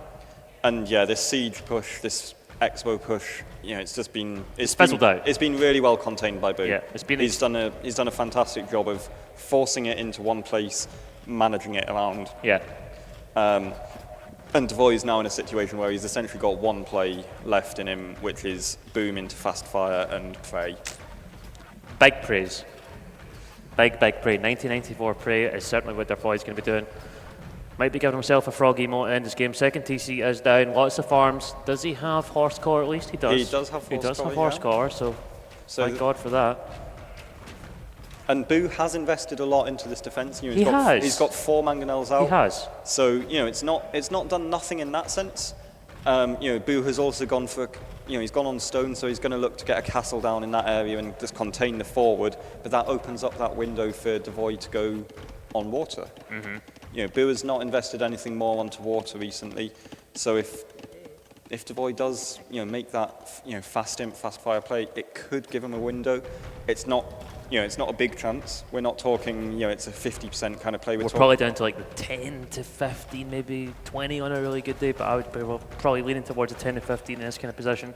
It's not looking fantastic. It's really kind of a last chance to win here, but the eco difference, despite having 2 TCs, Boo's still got more villagers. Well, the really nice thing that Boo's done here, he's used his water control, he's added more fish. Yeah, so he's up to 9 now, did only have 4 at the beginning of the game. Yeah. Also, castle count at the front will just help secure the map, get more docks up, and probably leaning towards the later, when you have more castles, you're probably looking towards the edge of the island, and that really secures the back of your base as well. Yeah, and what I'd love to see darvoi do here is he's got 1,300 gold banked up. Buy some food, get yourself to Imp, get the second building Macro. down. So the word you're looking for is macro. Macro, yeah. Yes. The Saracens, they're the masters of it, but every civ has access to the market. That's the only way to play the game. Nice shot from the war galleys in the end. It's really just nice having the war galley. It just limits the movement of the crossbows so much. Not that they're going to get too much damage now, but it is a little bit of it's a little bit annoying that Boo's having to pay attention to them because it's focus he can't put in other areas. Yeah, it's just these little things. Oh my God. He's really split microing 2 crossbows against the Mangonel. And he... No! And then eats one to the face. And Boo is up to him. Boo is up to him first. And that should... It should probably be a GG call after that one. And going for the relic right next to the Siege Workshop now. Yeah. With that imp time, it means that Boo can put all his efforts back. He's flattened his own monk. He's flattened his own monk. I'd love to see... I'm trying to get like a reaction from his face right now, and I'm not getting too much. But yeah, he did just flatten his own monk. But you know, he's up to imp. He should be pretty comfortable with his position. Darvoi has 1,800 pretty much gold. He's only got 9 on gold. Don't know how he got so much. What he's been spending on. He's also got 12 on stones. He's going to look for a castle at the front potentially, but longboat's already out. 10 of them, 3 more in the queue. And the beautiful thing about longboats is they shut down that fast fireplace so much better than galleons. Yes. Those extra the arrows, man. Yeah, they just do so much damage. And I think that probably should just kill off Darvoi's window to do anything. You know, it's a tricky one when you're up against a player who is so comfortable on a map like this. You've got to do something outside their comfort zone. He's tried something. He made a good fist of it. Yep. But Boo, his response here has been really good. And you know, you'd expect him to just control water here, start getting cannon galleons out. There's a landing coming, is there? He's got a transport ship as well, but castle at the front. Where is it? Can you just click in the transport on to see where it's coming on capture age? Boo does have it, and he's got careening coming in as well, so maybe looking for some more space to get the villagers in. But he's just starting to surround the island now, which is the right call. Bless you, right down the mic. Sorry to all the viewers out there. I hope you all say the exact same thing. Apologies. Bless your cotton socks, yes. So yeah, I reckon Boo, you know, he's going to be looking to get a castle here, whether it's a castle on one of the central islands. Yeah. Boo is very, very good on water. Look at his face when he knows he nuked his own monk. With the relic in his hands. He gets a win, but he knows he's a real loser. That has to be player of the tournament. Player of the tournament, nuking your own monk. Oh, well, Darvoi forced him into that. That was... It was a tactical play. Yes, it was a very tactical play from him. But even though he lost the game, he can take some confidence from that move and take it into game number 4, 2 match points for King Boo. Yeah, and this is why he's picked islands right now. He feels comfortable on it. He backs himself. Give yourself a buffer. Yeah, exactly. You're now saying to Darvoi, you've got to win back-to-back games, including on one of my home maps. So it's all the pressure on Darvoi now. He's got to make something happen. He's got to recover from that mentally. Doesn't look like somebody is under a lot of pressure. No, you know, one of the nice things about playing Boo on a map like Islands is he is expected to win. So you can take a bit of the pressure away from yourself. You know, if you do lose, you can say it's expected. I made something happen. It didn't quite work out. Let's go for something else now where I'm more comfortable. But you've got to be feeling that pressure. You've got to be nervous. Cape of Storms next. Another hybrid map. So yeah, more opportunity for Boo to flex those strong hybrid and water builds. We know how comfortable he is with those, how well practiced he is with those. But with Cape of Storms, you've got that dynamic of open land play, which is where Darvoi, as he showed in LAN Madness, he's comfortable, he's strong, he's well versed. Are we going to see Malians here? It's a strong option. As King Boo, has he been inspired by your strategy choice from yesterday? So it comes a little bit back down. The Civ isn't bad. Sometimes the execution just isn't good enough. Yeah, he might well. I would be surprised to see him go for a sneak play, because I think he will, again, want to keep it standard, in his comfort zone, risk-free as much as possible. But maybe he's got some element of it. The devil's advocate is your game up. You maybe have a little bit more wiggle room to take a risk and just close it out. Or you can play super safe, of course. But you know, confidence does a funny thing. You're like, okay, I'm just gonna I've still got a game. I'm gonna be confident going into my home map again. Why not try something a little bit different? But do you do that in a final? I do. Well, it's up to the individual, right? I know what I would be doing. It's probably not the good decision. Yeah, and at the same time, we've now got that question of, so Darvoi, you'd expect Lithuanians probably. They are one of the strongest looking civs for this map. I'd be very surprised if not. But maybe, just maybe Aztecs open land map, possibly. We're hearing some building sounds. We're about to get into the game. And we are. It's Lithuanians, Malians. two classic, strong hybrid civs. There is the biggest smile on Mr. Tom Snuffles. It was cold casting me last night, of course, and has a great affinity for Malians, and he's in dreamland right now. The only way he could be happier is if it turns into a man-at-arms and longsword play. Well, it's peak gameplay right there. And look at those boars just hanging out by the goal. They're man. They fancy making some bucks. Yeah, money men right there. Yeah. And the same thing on what is going on. The rhinos are just attracted to the gold right now. Both sides of the map. And what we're seeing from darvoi is this Lithuanian's wood-first build. Yep. So leveraging that 150 food to get a stronger fishing eco. So it makes them so good in hybrid maps, right? And still umber camp, you get everything going. Really nice. But Malians on the flip side do save a lot on the wood and can go pretty early as well to over there to Doc. And quite lame from like this. The gloves really are off, and he's like, nah. I know there's a lot of fish on the field, but we're still going to take away those few goats. Yeah, and the thing is, this is where Boo talks about, these fixed start maps, where he knows where he is. He knows where the opponent is, he knows where the resources will roughly be spawning, and so he feels it's a risk-free. Are one of them going to hit each other? He's right. He's literally. You're touching him. Just hit him, please. It's just reach out, man. What are you doing? Just stupid scout. Yeah, stick your arm out. You've got a sword. He's right there. Just do it. But doink. But yeah, ridiculous, so man. 3 feet. It's not a game-ending lane at all. But no, not when there's so much fish on the map. No. There's so much food. The zebra, the elephants. But nothing crazy. It's just something that will be a nice bit of boost to his castle age time. Can just delay those farms that little bit longer. And a little confidence boost as well. Yeah, you're saying, I'm the one that's dictating play here. I'm here. I'm 2 minutes in, and your goats are gone. Yeah. Deal with it.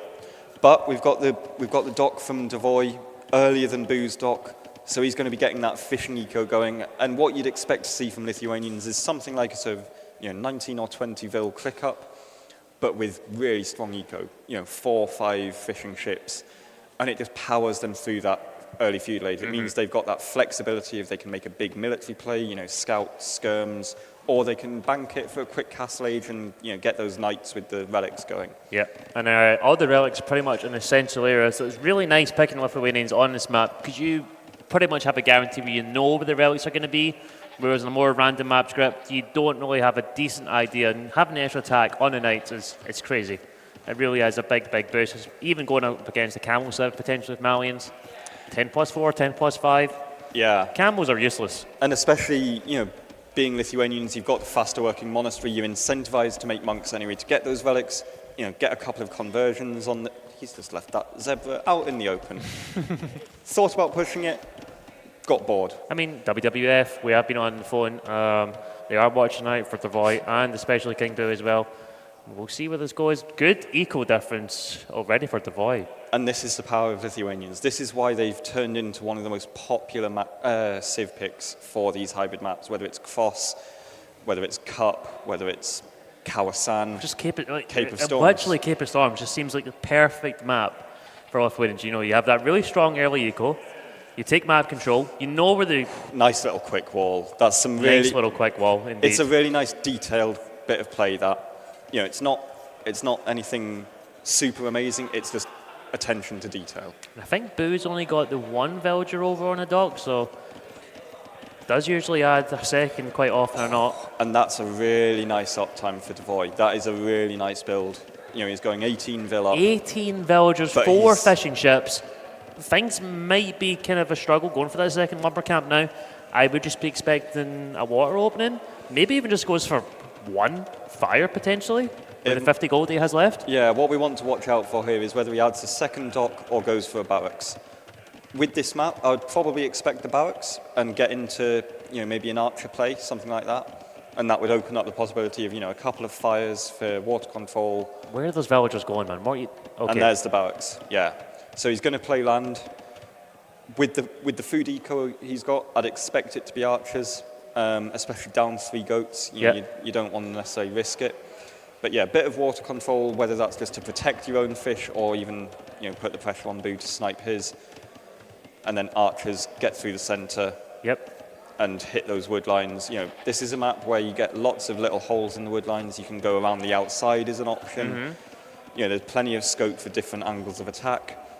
And yeah, resources are often, you know, that little bit exposed, that little bit, you know, open for, oh, it's going to be the stable. It's going to be stable. I did see one go from darvoi, but he did take it off, so I'm a little bit surprised. Okay, and it looks like he's, for me, that's a little bit concerning. Maybe it was just a missed micro on the management of his villagers there, but he's brought the third rhino in just now as well, so his food eco will support this, and he's just going to... And just going for that one fire, like I said. Yeah. Just apply some pressure when you can. It's a little bit of a decent head start, but 2 on gold from Boo. So please drop a mining. Oh, look at that. Oh, she was pretty much there, man. She might just might have full way. So stable from both. We're going to see some scout action. We've already seen just how good both players can be with it. You know, it's to be honest, in two scout on scout actions, it's pretty good for a set. It's expected in LAN Madness. I think less so in Cape of Storm. So I'm pretty happy with that. It's like I said, it's peak gaming. It's peak gamering. It's a really nice way for players to, you know, it's a good bit of skill expression. You know, managing scouts, managing the spears. Like the scout, like the macro side and the economy is also very nice, and just setting it up the transition to castle age. It's always it's fun to play and always good to watch. Yeah, and we're just seeing, you know, a little bit of pressure coming in for Boo here. You know, he's on the back foot. darvoi has that earlier uptime. He has more scouts on the field. He's got spears forward as well, and he's getting a Vil pick. Really nice early pressure. He's also sniped the starting scout. He's potentially going to be able to snipe another one. And darvoi, a little bit clumsy in the end there, though. Just a little bit. Fires from either player, just playing defensive from darvoi, so he just wants to defend his own fish, not trying to go on the offensive, but now just running back to his home base on land as well. Of course, we did mention yesterday, fire galleys not affected by the hill bonus. Yeah, it's a bit of a deceptive, you know, map look. We're not used to hill play and water play. No, not at all. It's something you would more likely see on a hyper random, maybe a custom scenario, and both fires going on at the same time. It's always a shame, and it generally is a shame. Maybe for darvoi, but he's only invested into one. If you have the repair villager there, just to give it one tap, then it stays alive and you get it back up to full HP. Yeah, and that's the thing, especially with this map, the rush distance on water is huge. Yeah. So you can't snowball advantages quite so easily. It's a really defensive heavy map for water typically. Yep. And it means that the emphasis does come more onto the land play, as we're seeing from both of them. You know, they're still getting these scouts and skirms going, not skirms, spears, scouts and spears. It's just peak gameplay. It really is pretty much the same eco numbers and military numbers for both players, but fish is going down. And this for darvoi, and this is like it's really important just to have that villager still there, to have a repair or send it over when you start to have that first engagement. You can maybe micro back to the shoreline, and then the hammer comes out. Yeah, and this was the thing that hurt me yesterday against Boo. He got that water control and was able to back his eco up with a bit more fish.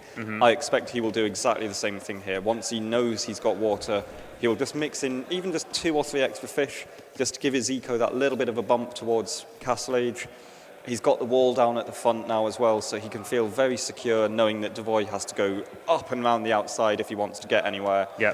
And I think from here we'll probably just see both players work towards Castle Age. And then it'll be those decisions, for example, about monks, pikes, knights, camels.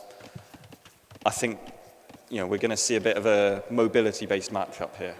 And lots of farms getting dropped from darvoi, not horse collar at all. Neither for Boo either, but a little bit closer to Castle Age by the look of it. We'll see what the transition is like. Boo's just sold his stone. Yet another game between these two. He's just trying to yeet his way up to Castle Age. So he's clearly decided in this matchup that he puts a big emphasis on the Castle Age timing. He's done this on LAN Madness. He's doing it again here. He's not fussed about adding eco immediately. And we've got the scouts looping around the top, and it's going to be villager. It's going to be another Vil pick, and it could be absolutely lovely. Boo does go for that little cheeky wall and just to secure the meantime, but the spears going to approach from the other side, and that means the scouts from Boo can't come over and help. Yeah, he's going to try and wall them, and He might lose a Vil here. I think he is. Yeah, Is that worth it? It makes it harder for darvoi to handle the scouts and the spears on the outside, but He's maybe going to lose 2 villagers here. I think he's going to get away with it. He's going to get away with it. One's still a loss, though. Yeah, but he's got his castle age timing. He's going to be up a good maybe. No. He's going to be up maybe 2 minutes quicker than maybe 1-2 minutes quicker than darvoi.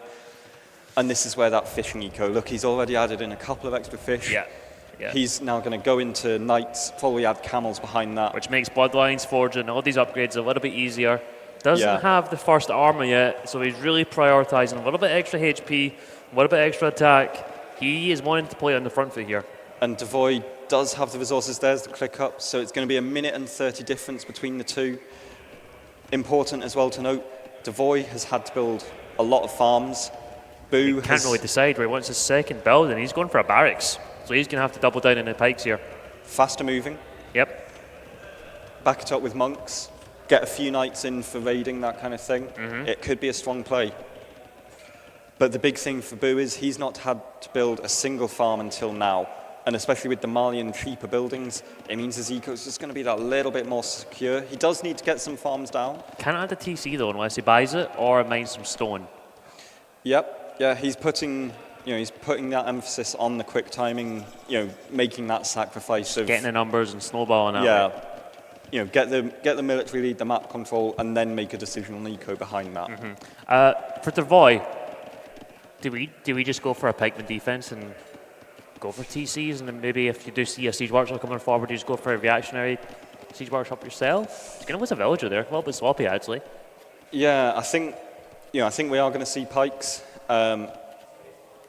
In terms of the siege, you can make that decision of either monks or siege yourself with Lithuanians. You probably just for the gold alone is very good. But knowing where the relics are, you probably want to prioritize them just being Lithuanians. Yeah, but these are a nice couple of Vil picks for Boo. Getting value from those scouts even into Castle Age. It's so big. It's just a nuisance for darvoi. It makes his eco that bit more inefficient. It just makes him feel under pressure. If you're there knowing your opponent's quicker to Castle Age, you feel like you've got to make something happen. And, it's stressful. And he is going for a TC, should get the wall in there. Yeah, that's yes. some nice quick walls. He's getting the pike upgrade. He's got a decent number of spears out, but the knight on the wood line there. This is the thing. And look how much idle time being cause. Spears don't know where to go. At least they're Lithuanian spears and do move over pretty damn fast. Only 5 more seconds, a pikeman will be in. TC will go up. But it's all, the pressure is all on darvoi here. He's defending with less mobile units. We know Boo, he's a bit of a micro nerd himself. He does enjoy it. He's not afraid of, splitting his units up and getting little groups going in for raids. He's pressuring that wall at the front, so he's now got that shorter rush distance, and it's all going in Boo's favour just at the moment. That pike defence, it's going to take a bit of time to get rolling. It is, and it's very intensive when you eco as well. And you look at the actual economy numbers, pretty much 10 villager difference here between Boo and darvoi. Yeah, Boo up to 11 fishing ships now. I'd really love to see Boo just add a monastery and start to think about those relics just now, just to take that off the board. Yeah. Just get rid of that total option for darvoi. If he does get control back of the game, then he can't just go and snag those relics for himself and just pike me. losing a pike and a bit of HP to those fire ships as well. It's just so much for darvoi to manage at the moment. He's doing the micro there, just going and getting the villager, get back out. He's looking at a really good spot. Yeah, he's in control. He's got the military control in darvoi's base. He's putting pressure on buildings. He's putting pressure on eco. I think if you Boo here, you're feeling comfortable, you're feeling confident, and you're sort of asking darvoi, what are you going to do about it? Yeah. What's your response? How do you make something else happen here? Well, we'll soon find out. He's just adding armor now. Yeah. Adding some knight numbers, they are being trickled in. Doesn't really have crazy eco to go full ham on it as of yet. But we're just seeing more and more of these little knight raids. He's broken in another spot. He's got more knights at the back of the base. He's forcing idle time on the farms. And pikemen just can't respond the same way. And you're coming in one side, then going to the other. It's very difficult to deal with. And we go for the farm snipe potential right here. He's not going to dive on it, but could It would be lovely to Yeah, see. but he's then got the extra group of knights around the back. He can clear up small numbers of pikes He's with probably those. going to join together in the back there as well and then take the engagement by the looks of it. Yeah. Yep. Yeah, he's just going to clear those pikes, take out the numbers. Don't let darvoi get to that massive 40 pikes again. And just, yeah, you're still in his base. Yep. You're still the one that's dictating terms here. darvoi, the eco lead is staying pretty much the exact same despite, being on the back foot, but he does have an extra TC. Still a 10 difference, so all things considered is pretty good for Boo. Obviously, some of these villagers, eco difference is just fishing ships that only can collect food. But if we Knight in on the wood line, even a if- bit of a pain in the bum. And if we look at the eco KD, 14-4 in favour of Boo. Yep. He's been the one leading the charge. Dictating the terms. Yeah, darvoi had that nice start in There's feudal 3 more age, Knights coming in. and this is where it just gets very tricky. Playing pike defense, you're chasing everything all over the place. Even with the Lithuanian bonus, it's really rough. And the foot is on the pedal, and he's going to press a little bit harder. Gold mining, so it's going to help with the knight production. Also husbandry, so those knights are going to get across the map even faster as well, and be able to react to the pike defense. 18 knights out on the field. 20 vills down now for darvoi across this game. It's not looking good at all, is it? No, it's been really lovely pressure from Boo. He's manipulated the defence really well. Yeah. He's put a few knights in on the woodline and the farms. Pikes have reacted. He's then dived in on the gold. He's then dived in on the TC, and then gone back to the farms and woodline at the top. He's done that 3-4 times now. He's broken in a couple of places along the wall as well. It's just constant attention-sapping detail. Yeah, and a large amount of that is darvoi did go for. Well, he went for the second TC on the gold, And which the you can GG totally comes understand. in. The GG comes in, It is called. and we have our champion. We do have our champion. We have our champion of LAN Lubbers, of this tournament put on for LAN Madness, and it is King Boo. What a fantastic set we've just had. And they just had a lovely, lovely embrace. It Yeah. was off camera, which is quite unfortunate, but I suppose they could manufacture it and do it again. Yeah, and that's such a lovely, really wonderful way for. Hello again. Such a lovely, wonderful way for that final to finish. It was a great set. It's been a was a really great good set. set. It was a great set. We've had a couple of fantastic games. That LAN Madness game had beautiful swings in both directions. We had the excitement of the landing on islands, and we've seen some excellent demonstration of just pure skill from both 2 of free them. ones today. Yeah. Couldn't take 3-2 though. We could. But still, brilliant. Only really brilliant minds are capable of a 3-2 against No, King I Boo, mean, of course. it takes a special player to do that. Yes. But yeah, some beautiful skill expression from both players though.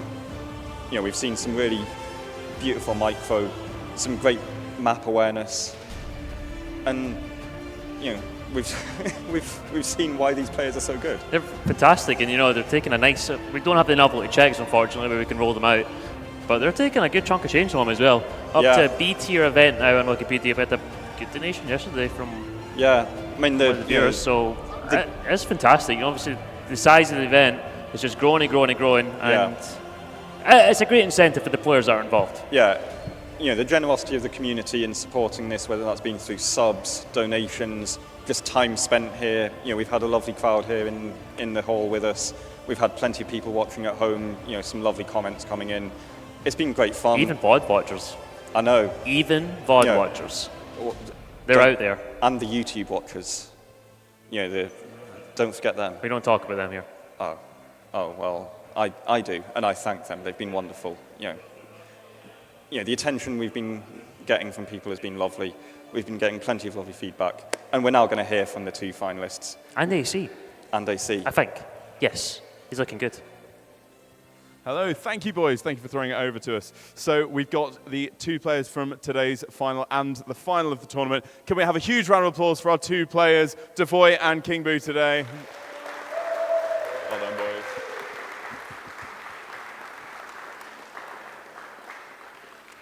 So I'm going to start with you, Mr. Boo. Going all the way back, if you can cast your mind back to game 1. Golden Swamp, we had Byzantines against Saracens. I'm coming to you in a second, darvoi. I've had a very specific question I have to ask you. Boo, winning water, was it sort of the priority? You kind of you went for the water over the sort of faster uptime. Why was that your kind of priority in that game? it's map control, and with Byzantines, with better fires, you get a much easier time of doing that. And then I knew darvoi's style on that map is to play heavy into crossbows, especially with Saracens. Then it was just a question of skirm defense, market abuse my way through the middle, and get him with the castle in his face. And then fast fires can clean the water, and I can keep the map control there. I think it was those crossbows going around and just got caught out by the skirms. Otherwise, I think you're in a really strong position. But the main question I have to ask you about Game 1, darvoi, and I hope you don't mind me asking, why do you hate crocodiles? Oh, what was that when Boo ran his crocodiles into my base? You killed about 5 in a row with your crossbows through the middle. You just kept shooting them down, and we were going, what has he got against them? But no, it was really well played from both of you, really well held on, particularly getting those trebs out. Fantastic. Going to you, darvoi. Game number 2, LAN Madness. I mean, it was a fantastic matchup. We had Franks Hindustanis. Were you in any way sort of worried about that matchup? Obviously, if it was old school Indians, Franks, you'd see that as a sort of hard counter. How did you approach that matchup? I think I'm still fairly confident in it. I think I'm just confident in that map in general. So I think any of the popular Civ matchups, I'm happy to play any of them, really. Yeah, it seemed like even in feudal you went very heavy into the spears sort of pipeline. Is that something, were you thinking forward into Castle Age, or was that kind of more of a feudal age reaction to the number of scouts? I was more thinking forward, I think, because obviously he gets camels, so I need to find a way to counter that, and I think pikes is just the best way. Yeah, fantastic. Right, we're going to jump on to Game 3. Oh, we had a fantastic match. Islands. Everyone cheers. King Boo, we had Vikings, Dravidians. Can I just say, boys, both of you, this is the most entertaining Islands game I have seen in a long while. I did. There's been some phenomenal ones. On Islands, who'd have thought? Who'd have thought? darvoi, was the landing always the plan going in? Or was that, I'm getting nods already, tell us about it. Yeah, I mean, I didn't think I'd ever be able to compete with Bill on water, so I had to try something out of the box, whether it be some weird water build like an FC or something, or a landing. I think it had to be something a little bit strange to attempt to get a win. But yeah, it was really strong. Bring the fires in to support and then transporting over some fantastic plays. Boo, just a short question. I asked darvoi about killing crocodiles earlier. Boo, did you intend to kill your own monk with a mangonel? No, but moments before I did it, I said, I thought it was going to happen, and I thought, no, he's going to path badly and go just far enough away, and then I hear the splat. We all enjoyed it. We all enjoyed it. And last but not least, we had Game 4, Cape of Storms. Malians, Lithuanians. It was a really strong, heavy play in feudal. And you did really well. That early one fire, were you quite happy? You kind of got a really nice early trade-off there. But that pressure in feudal just kind of went through pretty strong. yeah, I think my big mistake that game was probably not contesting for water a bit more, because once I lost the fish, got up to Castle Age a lot slower, and once he was in Castle Age with a lot of knights, he just couldn't defend all that. The raids just kept pushing through. Boo, I think in 3 of your games today, you sold stone to get up. Is that a sort of a high elo tendency? Is that something we should all be learning from? So on Islands, it was a deliberate move to get Castle Age as quickly as possible. Eco wasn't important. On LAN Madness, I thought it would buy me enough time to kill him with camels. In reality, I did need a CA switch considering how many skirms he went into. But on Cape of Storms, it was very much, I knew I had the water, I knew I had better eco. It was just to get knights in his base as soon as possible, never let him recover, and keep the pressure on him, because I knew I didn't need TCs if I can keep docking the shoreline. Fantastic. That's going to be our last comments from these 2 lovely players. Could we have a massive round of applause for our runner-up in the GB, my brain, LAN Lubbers Cup, darvoi. Big round of applause, please. Thank you very much. And here is your trophy. Go on, you've got to put it on. Beautiful. And for your victor, Mr. King Boo.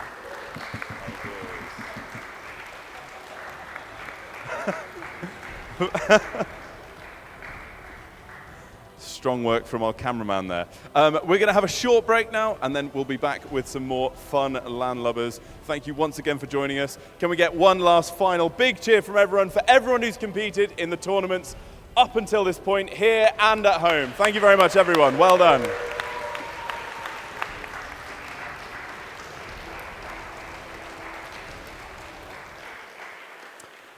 Back to the studio.